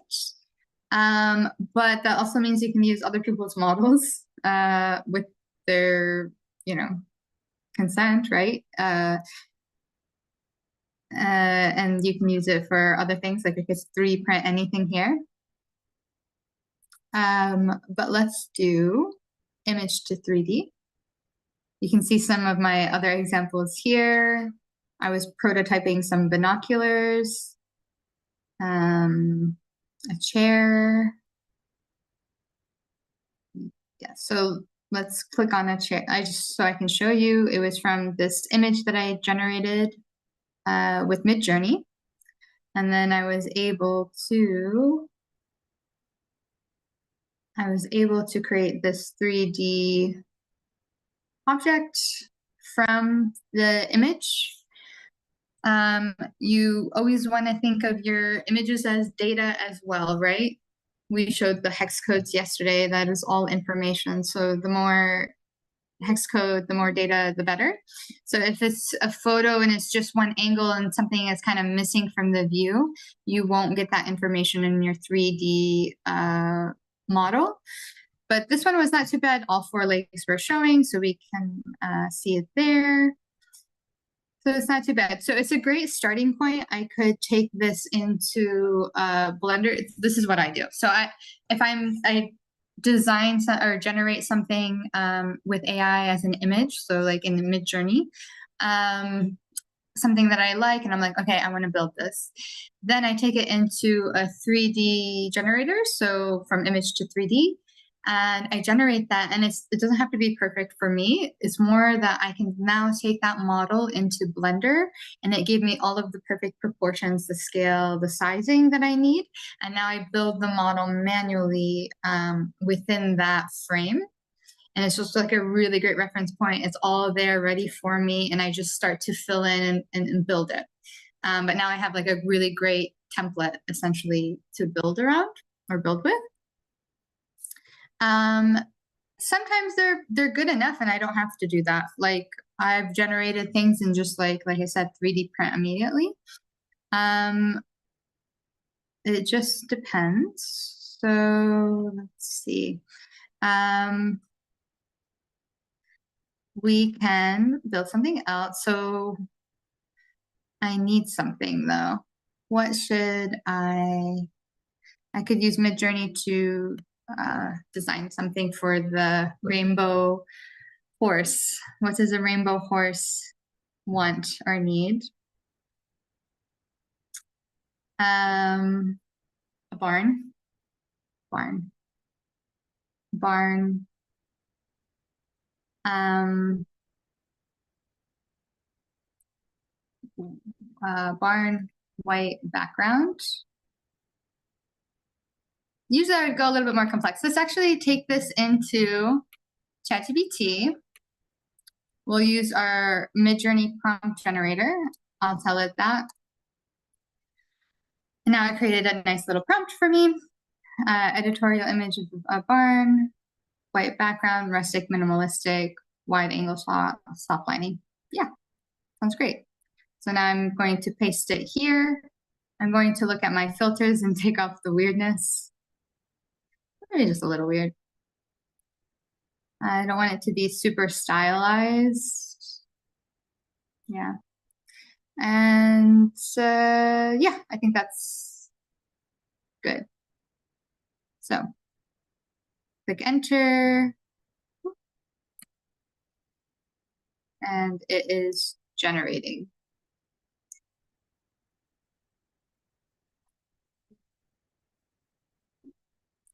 Diffusing.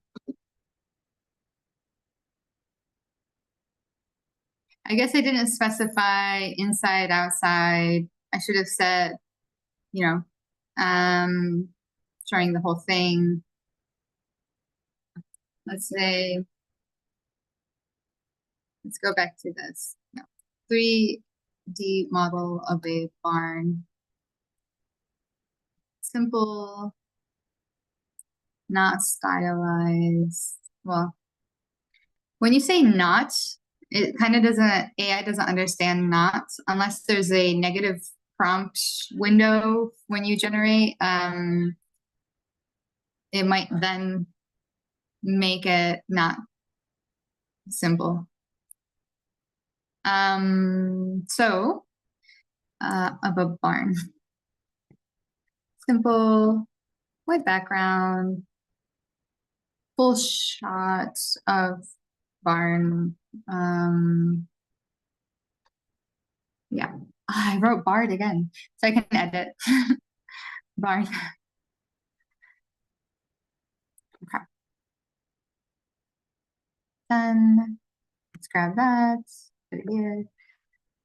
That's pretty cool. Oh, you have more than.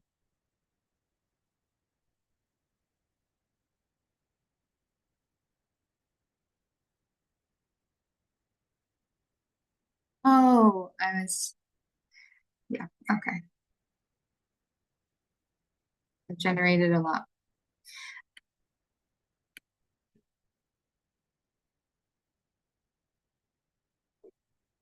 So we'll wait on the barn.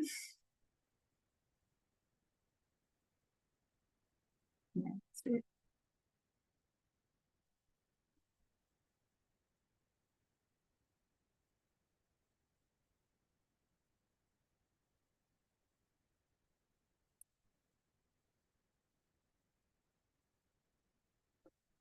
okay. Well, I can just go online and find a barn.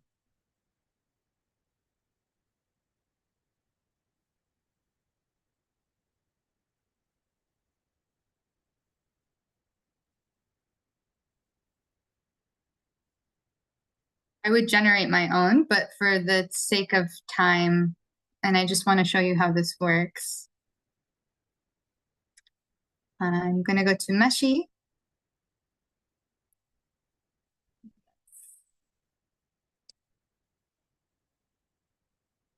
To Meshy, go to the barn, and generate. Okay. So now it's generating. This takes a little bit longer. I mean, not super long, but a few minutes. So I'll let that go. And we'll forget about Midjourney. Okay, so that's generating. Another thing we'll look at, so once this is done and ready, actually, maybe I'll just wait so I don't confuse you guys, taking things different directions.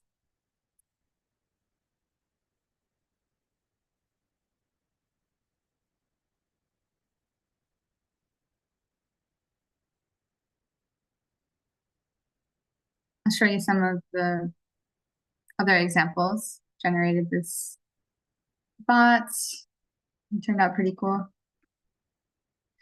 This is great, especially if you're into game design, of course. This was for a project I was building. I generated. You can see the barn diffusing here.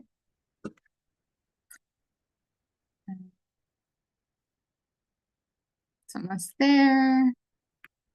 We're so close.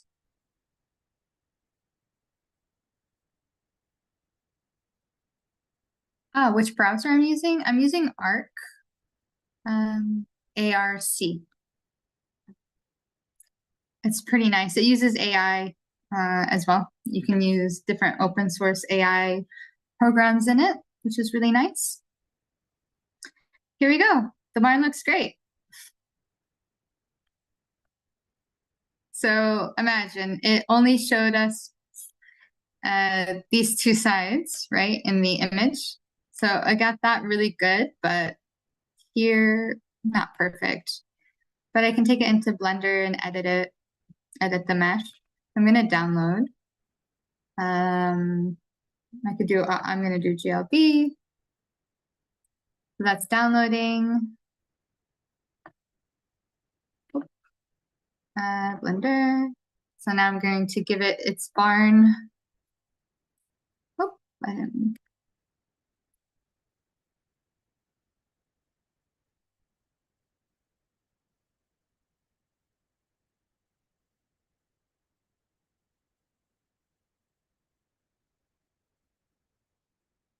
gonna move it over. There you go. Yeah.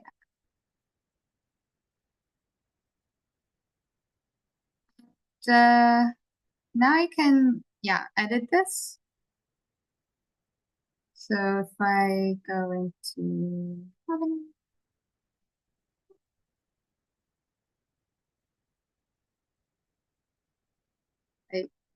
that's all weird.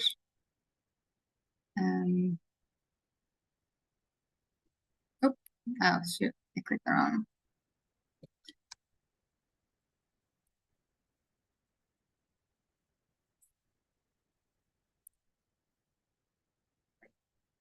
Sorry.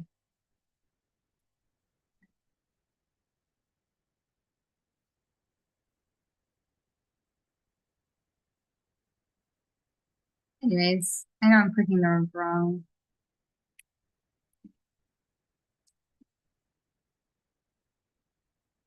Okay, so it's good enough. Yeah. So let's go back. So a little bit better. I spent some more time. That would be really good. So now I have an image to 3D and I have a text to 3D here. Maybe I want this to be bigger so that the horse can fit inside. Okay. So there you go. Okay, so we got our 3D objects in here. Now, I think I will show you how to create a 360 world. And remember, I will have all of this listed in the newsletter, and I think I will just add it also in the caption of the YouTube video. So should be all in the description below. Yeah, let's do, okay, so this is the 360 world builder, a skybox generator. This is one that I created earlier today. Pretty amazing. Yeah, so I'm going to create a new one. So this one, it's called Skybox AI by Blockade Labs. So this, I wouldn't use ChatGPT to enhance the prompt because it already has a built-in prompt enhancer. It also has a way to do negative text.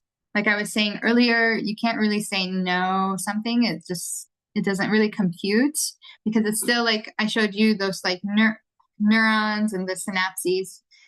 Those neurons are pieces of data. When the input is that piece of data, right? Even if you say no, you're putting that piece of data in there.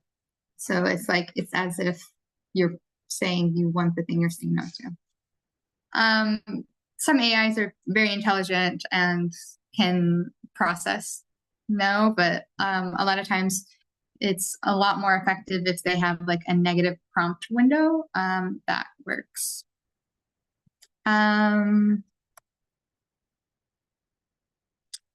Okay. So what kind of world does this rainbow horse with a barn live in?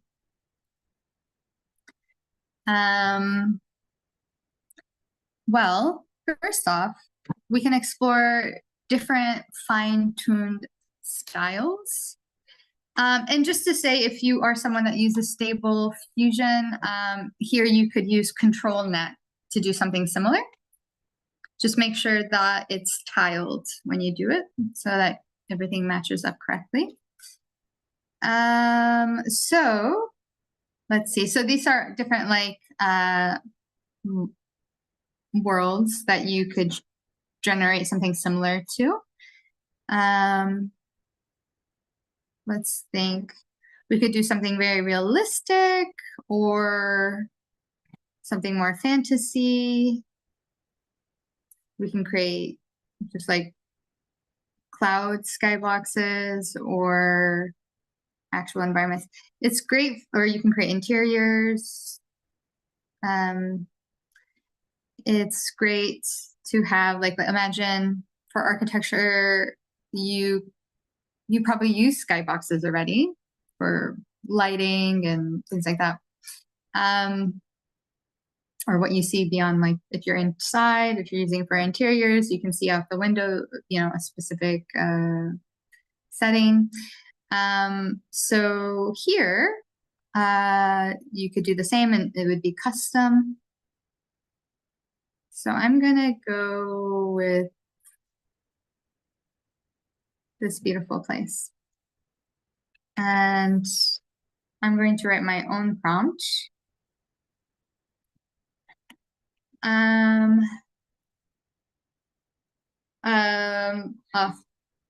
Let's say a horse haven.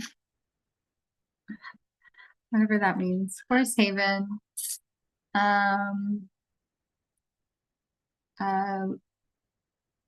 Peaceful rainbow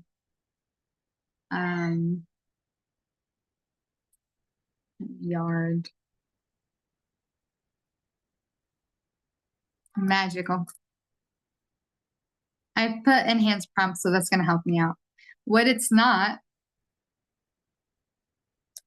is, I would say there's no humans. And no, yeah, let's just leave it there. Okay, so I have all of these different filters of what I want. So if I want it to be realistic, artistic, above the clouds. If you want it to be more experimental and not limited to a certain style of one of these, you would hit playground. It's a little bit more advanced, but manageable.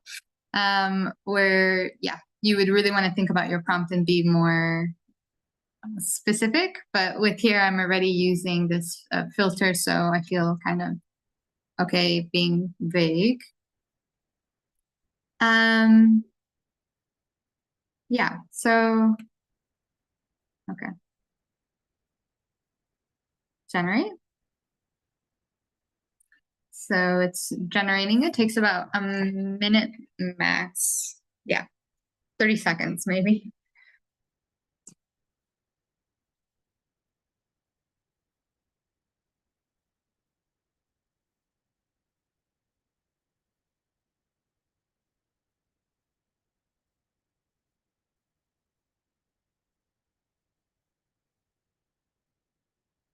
There's more things that we can do on this, including drawing what we want.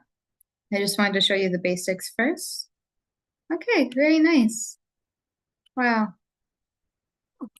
It's a nice environment. But yeah, see, it's seamless. There you go. So I can download this. I can also sorry, remix it, create more variations. But I can download it, and I just want to show you what the options are. I can easily download it as a JPEG or PNG.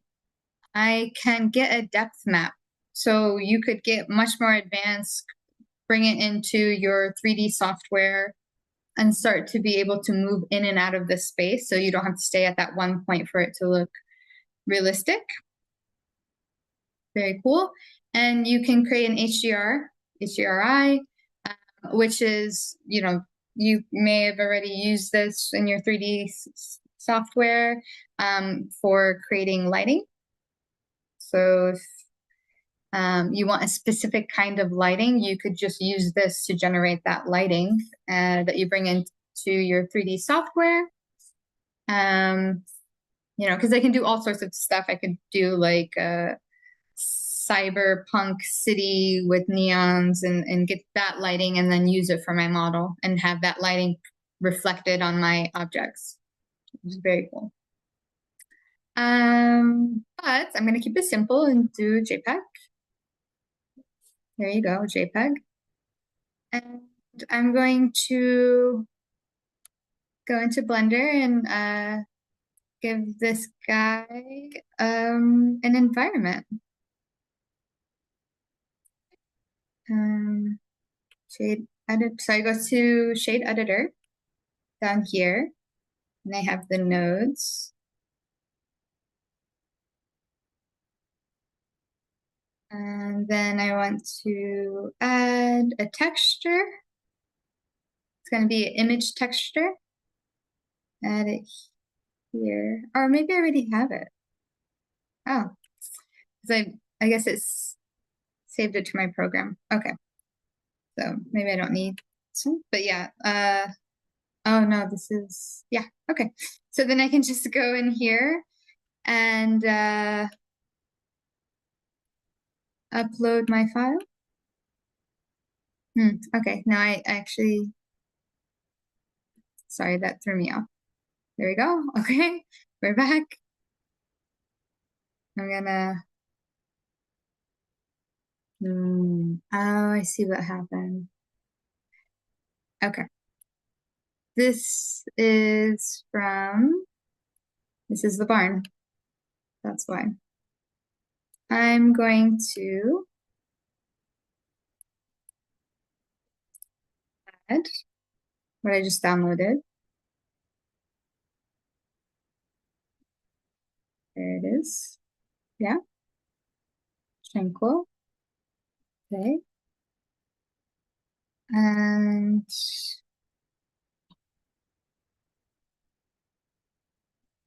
I'm just gonna see what happens.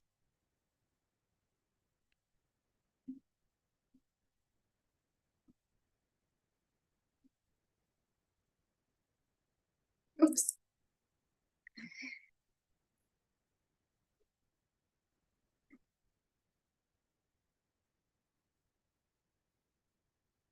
Let me try something really quick. A bit thrown off. Okay.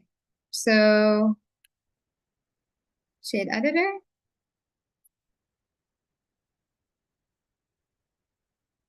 add texture. Why?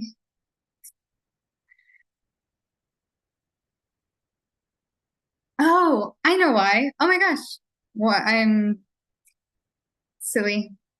I I don't know what I was thinking. You need to add a sphere. Okay. So we have the sphere. I smoothed it out so that I don't have these ridges. Now I want to add a texture to it, of course. So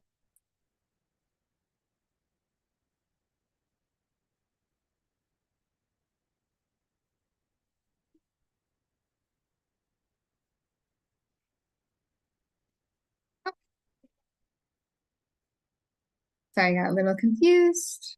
Um, there it is. And see that? Okay, there you go. So you could just use this to generate lighting in your models. But I'm going to go inside. So now I can see inside, right? Amazing. It's a beautiful space. But now I'm going to add the horse back in. So import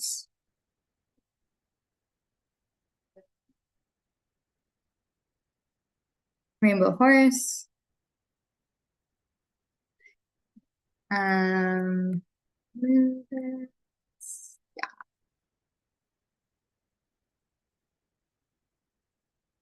I'm going to maybe make it smaller.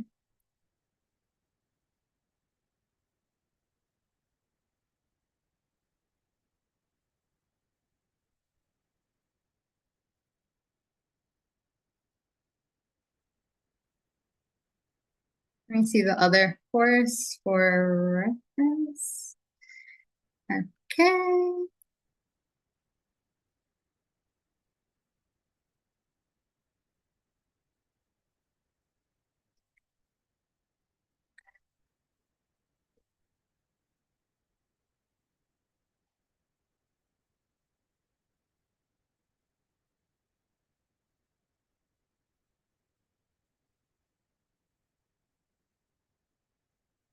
Oops. Okay, we'll leave it at that. Now the strange barn we can add in as well that we created from an image. Um,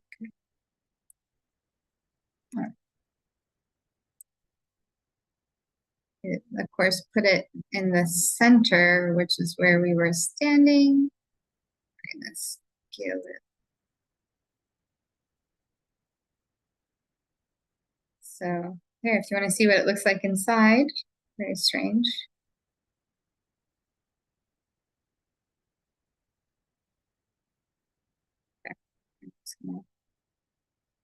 Oh, I see.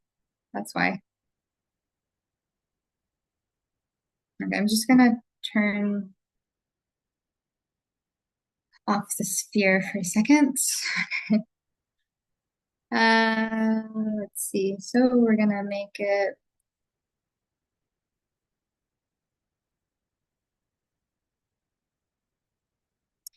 Why it's doing.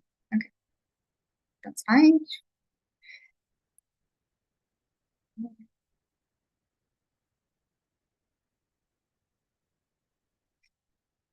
Anyways, I don't want to get lost in this, but you would want to position it correctly, but you can start to, especially if you use the depth map, you can start positioning things inside the space. Of course, live demos are always weird. I'm just gonna leave the horse in there.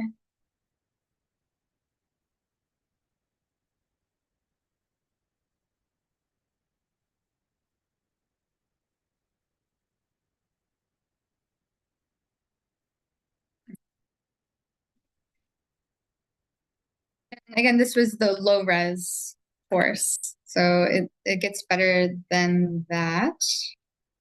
Actually, I can show you. I was playing with something earlier. Sure. I was playing with. So I showed you that space I created earlier. I wanted to see what it would be like to do like a dark, misty environment and to put Bigfoot in there that I generated with AI as well. So here he is. And then I put him in this sphere. Okay, so there's a whole world of things that you could do there.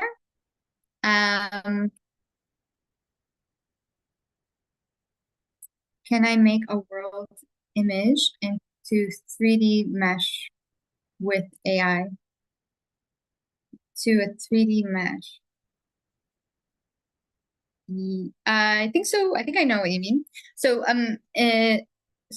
can I make a world image into 3D? So can I go from image to 360? That's AI generated, or because we could do image capturing, so you can scan in your space that like you're working on or the house you're working on, and that would become a 3D model. No, from AI generate 360 image to 3D model. AI generate 360 model. Well, if you use if you use the depth map, it would kind of create that thing, but with meshing.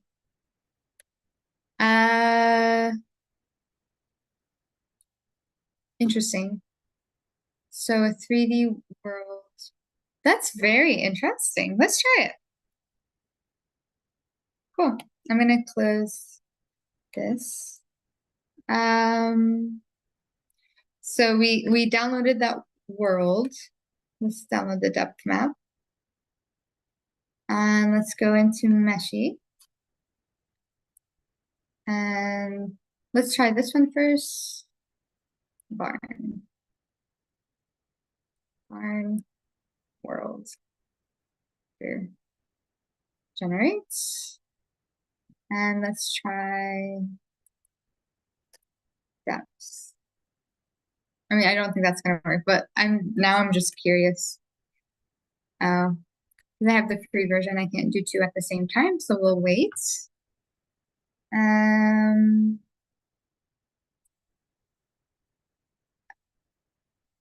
So one thing you can do while that's loading is with Polycam, you could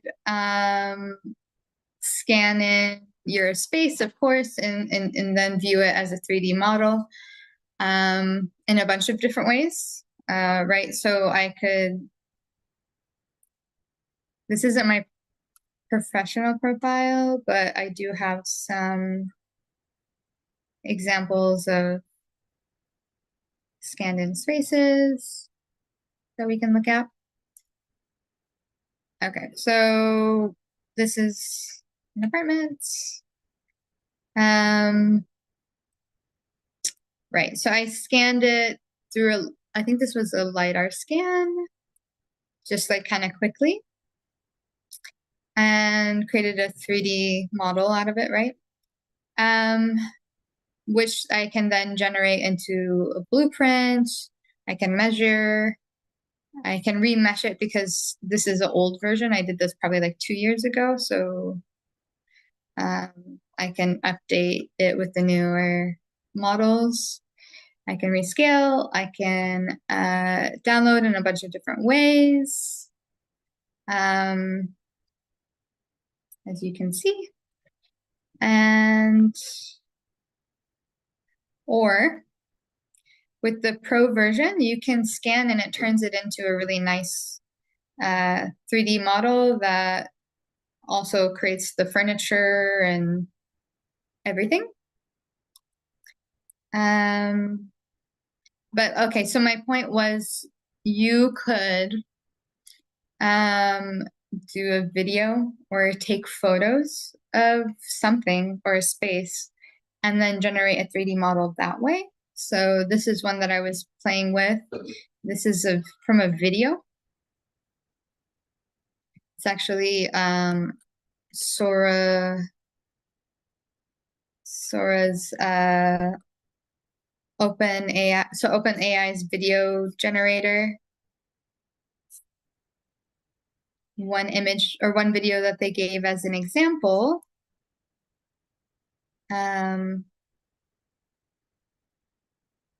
Once it loads, I can show you. You can download these videos, and I was experimenting with turning a video into a 3D model or 360 world, and it was possible. And I'm going to show you how. So this is the video. So it's a completely AI generated video. There's no 3D model, anything here. And then I used Polycam to create a Gaussian splat. So I told you about Gaussian splatting or splats. Where is it? Oh. So it essentially took the video, broke it down into images, and then, it created points. So this is a Gaussian splat. That's when there's point clouds. And then I believe it generated a mesh on top. But yeah, this is from video, which is pretty cool, of a completely AI generated video. You can also do it with photogrammetry. So just photos, right? So this is another AI generated video. This one didn't turn out as good. And there's reasons for that. So the reason the winter wonderland, whatever you want to call it, worked out really well is because in that video they went 360 all the way around. So we got so much information about all sides, where the video I pulled this from went a little bit more linear. So it didn't get all of the sides, all of that information. So if you are going to use a video to generate a model, you again want to make sure that you get all of the sides or as much as you can. Let's see how much he's doing.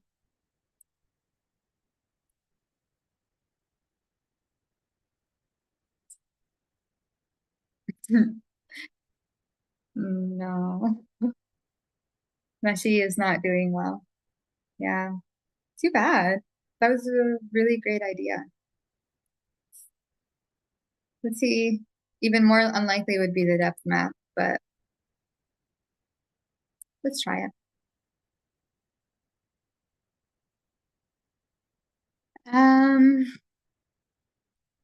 Wondering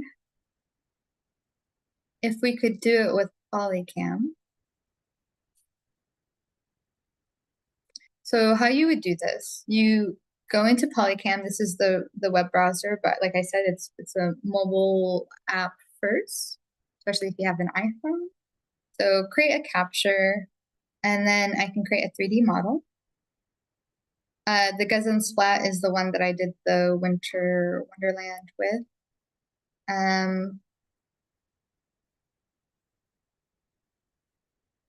So we'll try 3D model. Let's see what happens. 19 more images required, yeah. So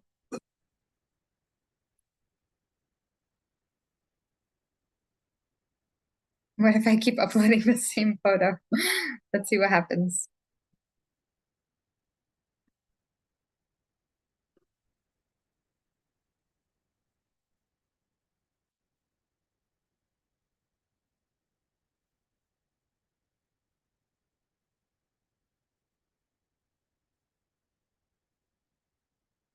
10 more photos to go. One moment. Okay.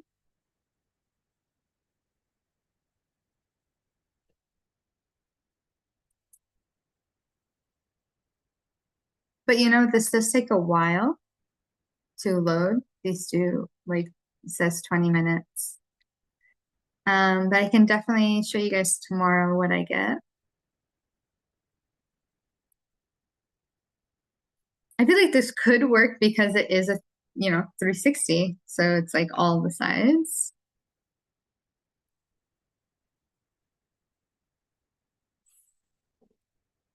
Barn world. I'm gonna keep it at medium.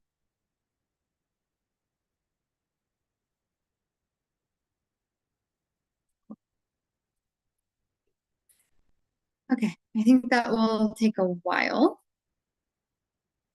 So as that's going, we can go back here. We can create another 3D world, and then I can show you how to use it in VR on your phone. And then I'll show you after that, try to do it pretty quickly, but show you another nice 3D modeling software that's free, that is very AR friendly and collaborative. So you can like easily share your designs, your models, and people can see it with their phones in augmented reality in their space, which is really cool. So, and also you can create like trigger points. I'll get to it. I'm too excited. Okay. So, let's see. Let's create a world. I'm going to show you with Playground, the more advanced. Oh, and I'll show you actually with drawing. I didn't even show you how to draw. Okay. So you can draw the world. You don't have to just use text. So let's see. What kind of world do we want, you guys? Help me out. So we want a cool building.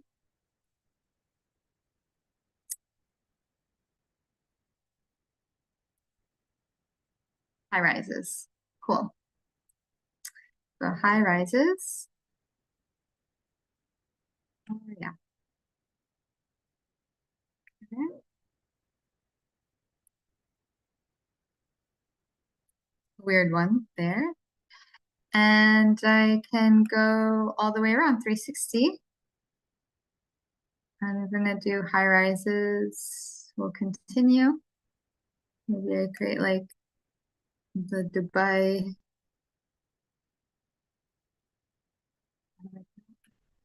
This is not good.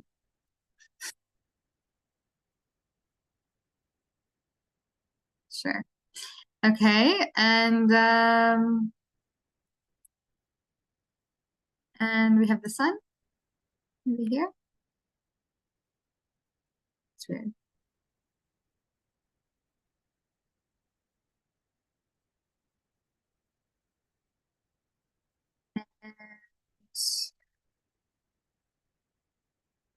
Um, what else? Some trees.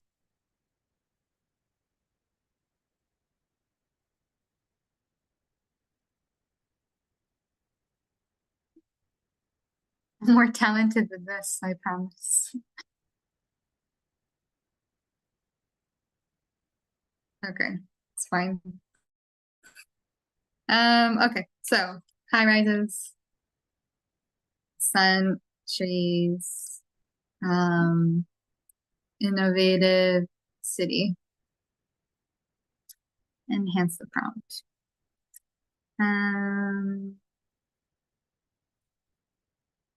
I'm gonna say country, uh,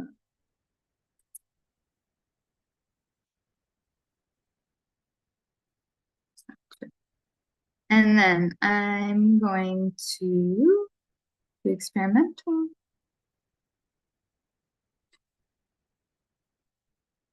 Dreamy.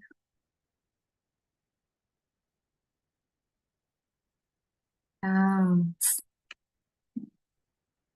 Okay, so let's do realistic and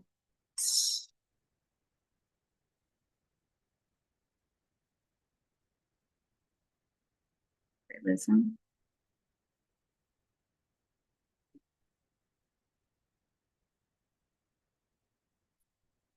Okay, that's generating.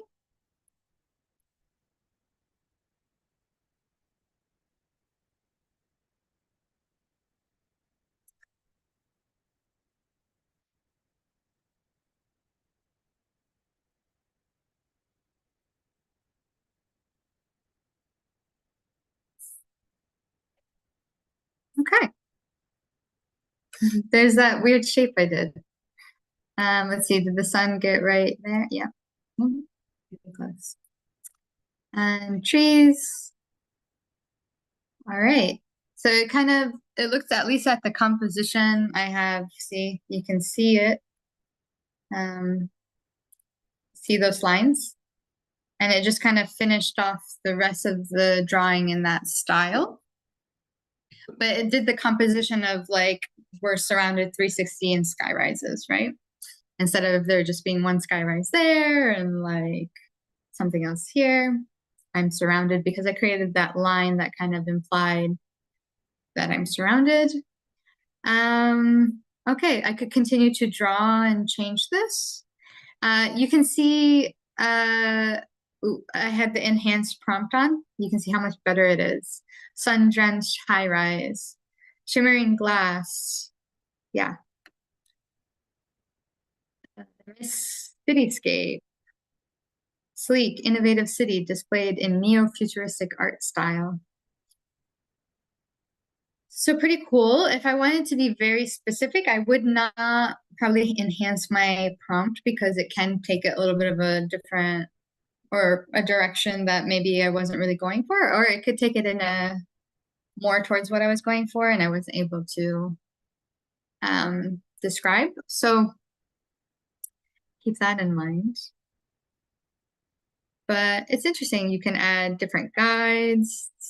You know, this would be good for interior. So I can show another example just so to show you if I wanted to do an interior. I'm going to turn off the image so that I can see.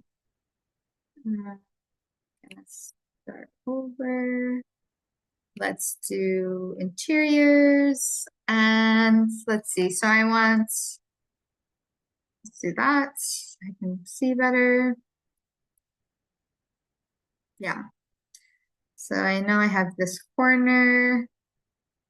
Let's say I want a couch here.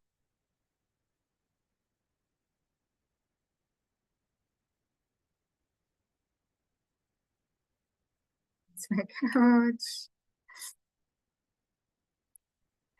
Um, uh, dining table.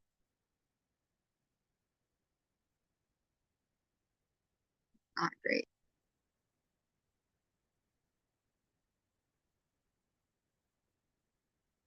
Not great. Okay. And then a lamp and a frame. Okay, let's see if this works. Interior design. Wait, modern interior design. Um, couch with couch, coffee table, lamp, and art, wall art. I'm gonna enhance the prompt. And yeah, let's go with that.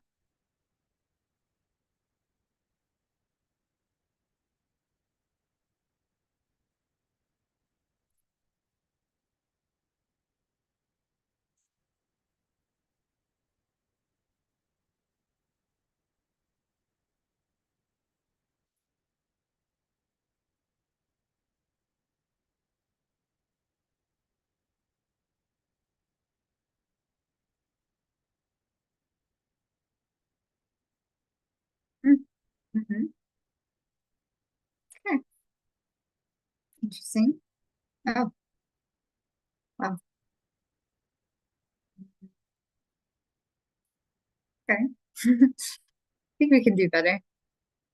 Um, but I'm gonna go. So you can use Skybox AI for free to a point. I think you can do 15 if you sign up for the free account. You can do 15 per month for free, but then you're limited in the downloads. So, um, but again, there's a way to do this for free if you are doing stable diffusion. I know I keep advocating for stable diffusion. I should just do a workshop on stable diffusion at this point, but you can do that with ControlNet. So I'm gonna go to model 3. I'm gonna go back and look at the pre-trained ones. I think I saw one for interiors. Okay, let's start with that. Interior of a large old castle. Big windows, concrete floor, brick wall.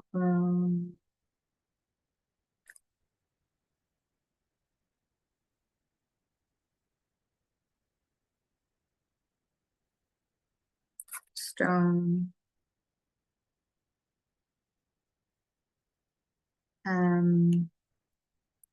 Ivy, growing, graffiti, garden. Let's just try that. Ah, I didn't enhance the prompt, but I guess we'll see what that does.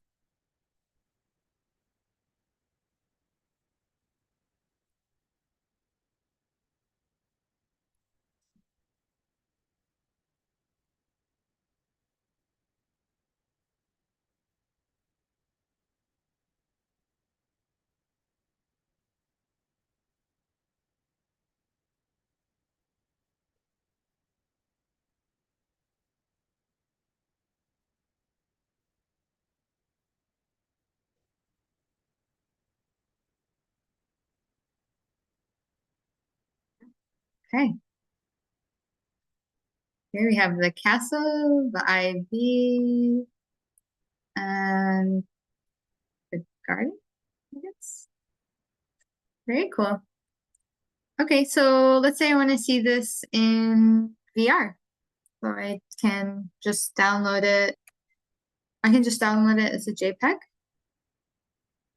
And I have to send it through my phone. So I'm going to do that really quick. Just for a moment. So I'm just going to download it.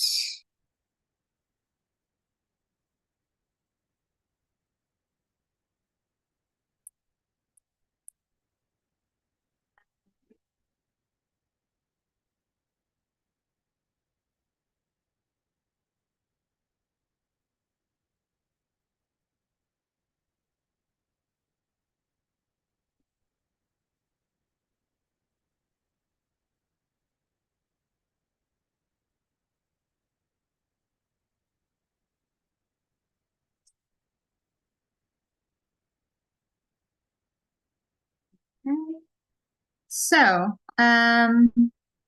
the website that I've been using is called Memento 360, which is really nice because I don't even have to download an app. I can just use it on the browser. It's free. There are other ways of doing this. For example, you could use Google Cardboard VR app, but actually it's a bit limited in what you can do. So I like to use this. It makes it super simple, very easy. And I'll show you how I do it on my phone in just a moment as I set this up. I'm just signing in to my account. Okay. So maybe you can't see here, but I'm gonna go to the hamburger, hit my media, and I'm going to upload the image I just sent myself.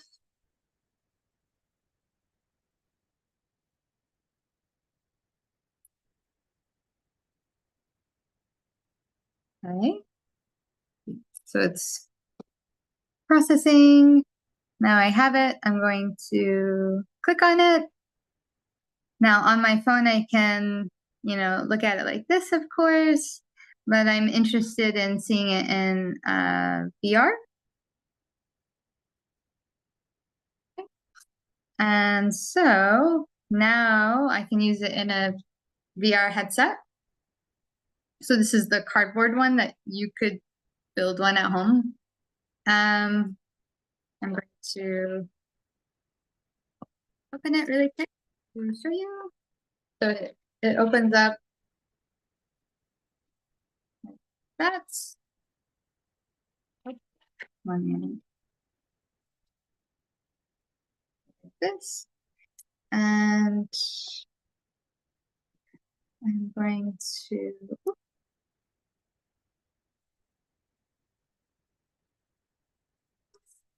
it in here. Just like that. Close it. And yeah, I see it. I don't know. Maybe you can see it. But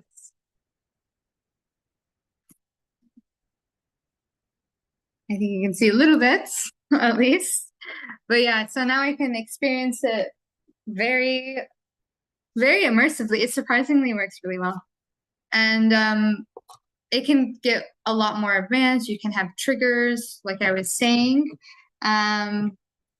where then you can start to interact in the space. You can add a depth map, so you can go in and out a bit. But yeah, so I'm just gonna check on some of the other stuff. It didn't work. So the polycam, yeah.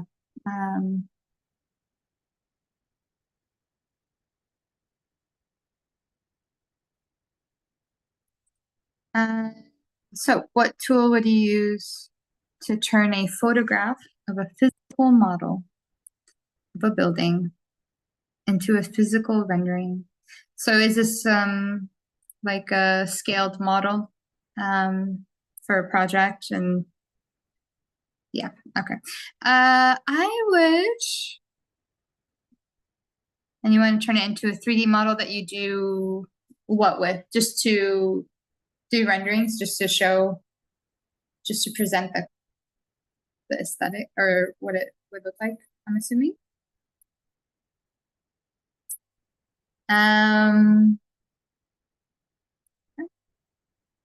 Present to the client. Okay, so there are a bunch of those apps I mentioned earlier. I'm going to go back to that Notion page.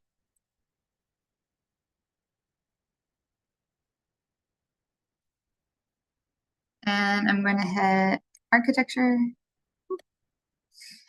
I know you can do this in a ton of them, including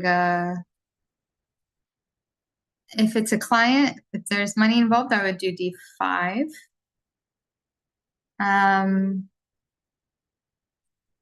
But there are other ones, like I think you can do it here.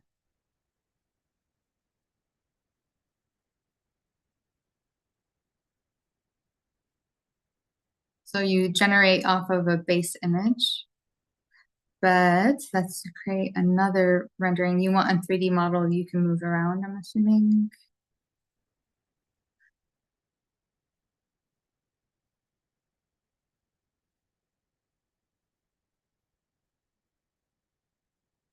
Yeah, I think you can do it here. So image to video, video.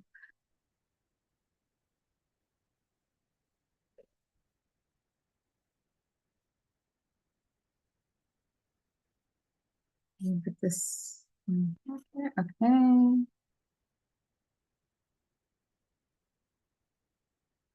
Again, I don't think any of this is 3D.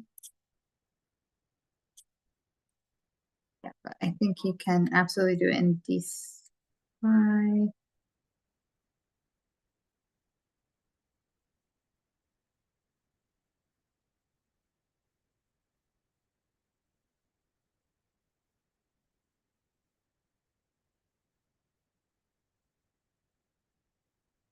Um,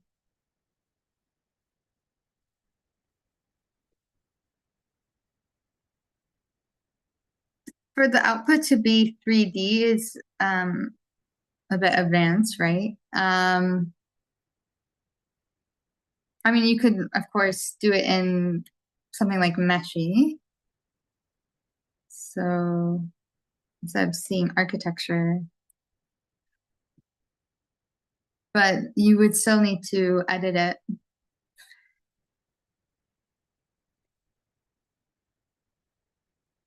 I'm thinking. So if you took, you know, 15 pictures, was it? 15 or 20 photos of the model, and you loaded it in Polycam. So where are we? Polycam. Okay, so I showed you here. You could do a video or images. I would get the pro account for Polycam because you can turn your splats or your photogrammetry, your capture, into actual, well, you would turn it into floor plans. So maybe again, it's 360 image creator. So yeah, this one just called create skyboxes, it looks like. For it to output 3D,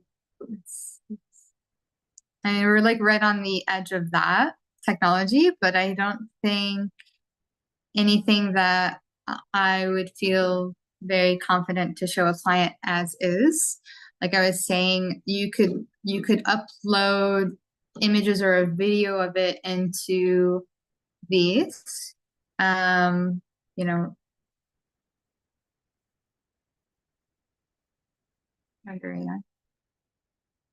yeah, yeah, I've seen that one. She said, okay, thanks, Maddie. Because I imagine an old photograph of a design model right and then just 2D photo and just yeah. So like I was saying, you could upload photos or video into Polycam and then create a 3D model that way. And then it's just about refining the 3D model.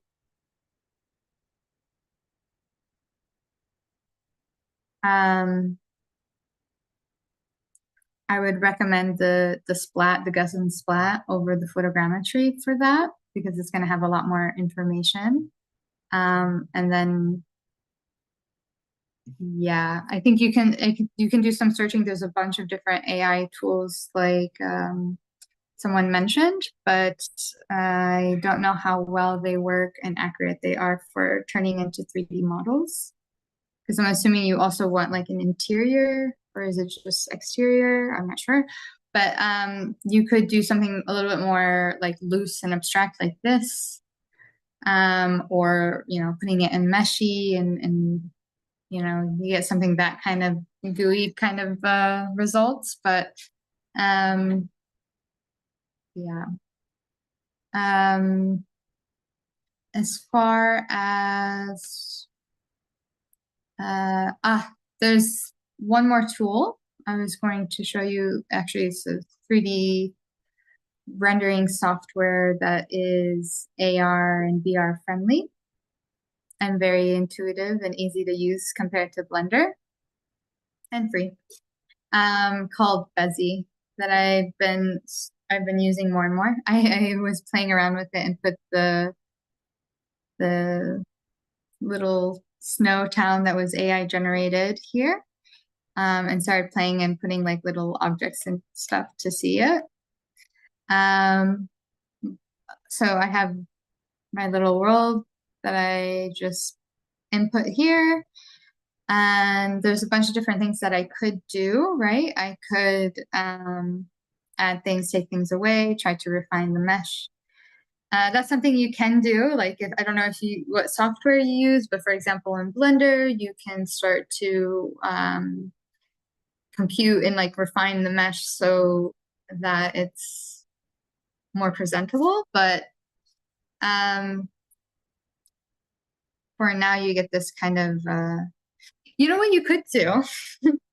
Sorry, in Polycam, the Pro paid version, you have where it generates the actual, this is not my professional account, so I can't show like clients works, but where it will literally generate the wall thickness and everything. So if you scanned a model, it could read it as architecture and start to generate as such. You could try that. I know they have a free trial, so. Okay, but just to finish this, you can actually also generate with 3D here as well.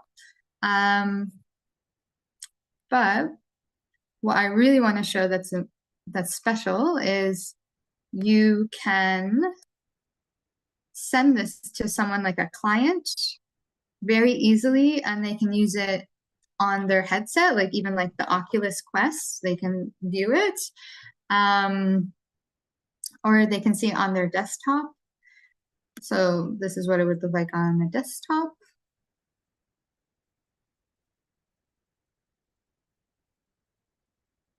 And I believe you can even have like two designers or multiple designers designing at once in the same file. But yeah, so there you go.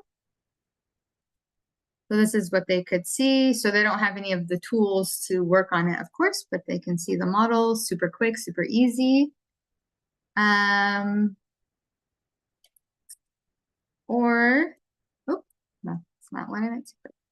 Or you can send it to a phone and you guys can scan this QR code. I think you need to have an account. It's free, but I can scan it and I'll show you on my phone what it's like.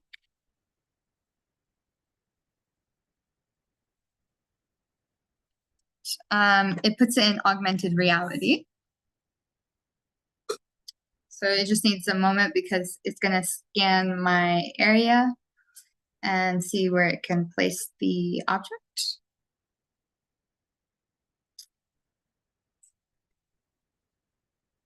Okay.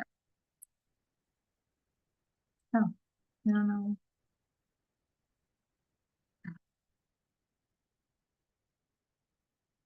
Okay, so it didn't do an augmented reality just yet, but I see the space, yeah. And now I'm going to put it in augmented reality. So, I don't know how I'm going to show you this, but let's see what I can do. Ah, there you go. So it's kind of hard to do mobile to computer right now, but it is in my space and I can start to move it around and scale it and things like that. So it's just like, what I like is it's so easy and it's so fast. It's like, great. And also you can go in here and I can start to create triggers. So one idea I had for tomorrow, you guys can let me know what you would like to work on tomorrow, like what kind of workflow or project. But what I was thinking is in Bezier, we could create multiple worlds and just have like a human in the center of it. Maybe we can do furniture or something. But multiple worlds, an interior, an architecture, and the city. And then we can have a trigger in there. So every time you like tap or walk into a spot, it will get rid of one of the worlds. And so then you can go back and forth between those worlds. You'll feel like you're in an interior, or then you're in different environments like a city, and then you're in the forest, and then you're in space, and something like that. And it's like a trigger, and then you can experience it through your phone, just to show you how you can work with these different tools. I know I showed a few workflows of bouncing between these different tools, but we can create just a simple project from start to finish. So if you have any ideas or any requests, please let me know. Just comment or send me a message later, and I will get to it. That sounds nice. Okay, sounds great. And while I'm gone, tonight, I will look and see where you could generate 3D buildings from images of your model. I know they're out there. I just don't know how well they work, and I'm curious. So I will get back to you about that tomorrow. Any other questions?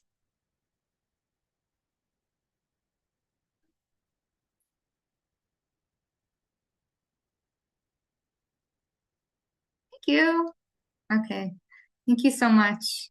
Um, that was great. Oh, bye. Okay, perfect. I will see you guys tomorrow. I look forward to it. I'll start to do a little bit of research on some tools based off of your guys' feedback. And oh, wonderful. So happy to hear. Okay, thank you so much. Have a great day. And again, you feel free to message me in any of my socials or anything if you have any specific requests or something. I can have it prepared for you tomorrow. See you later. Ciao.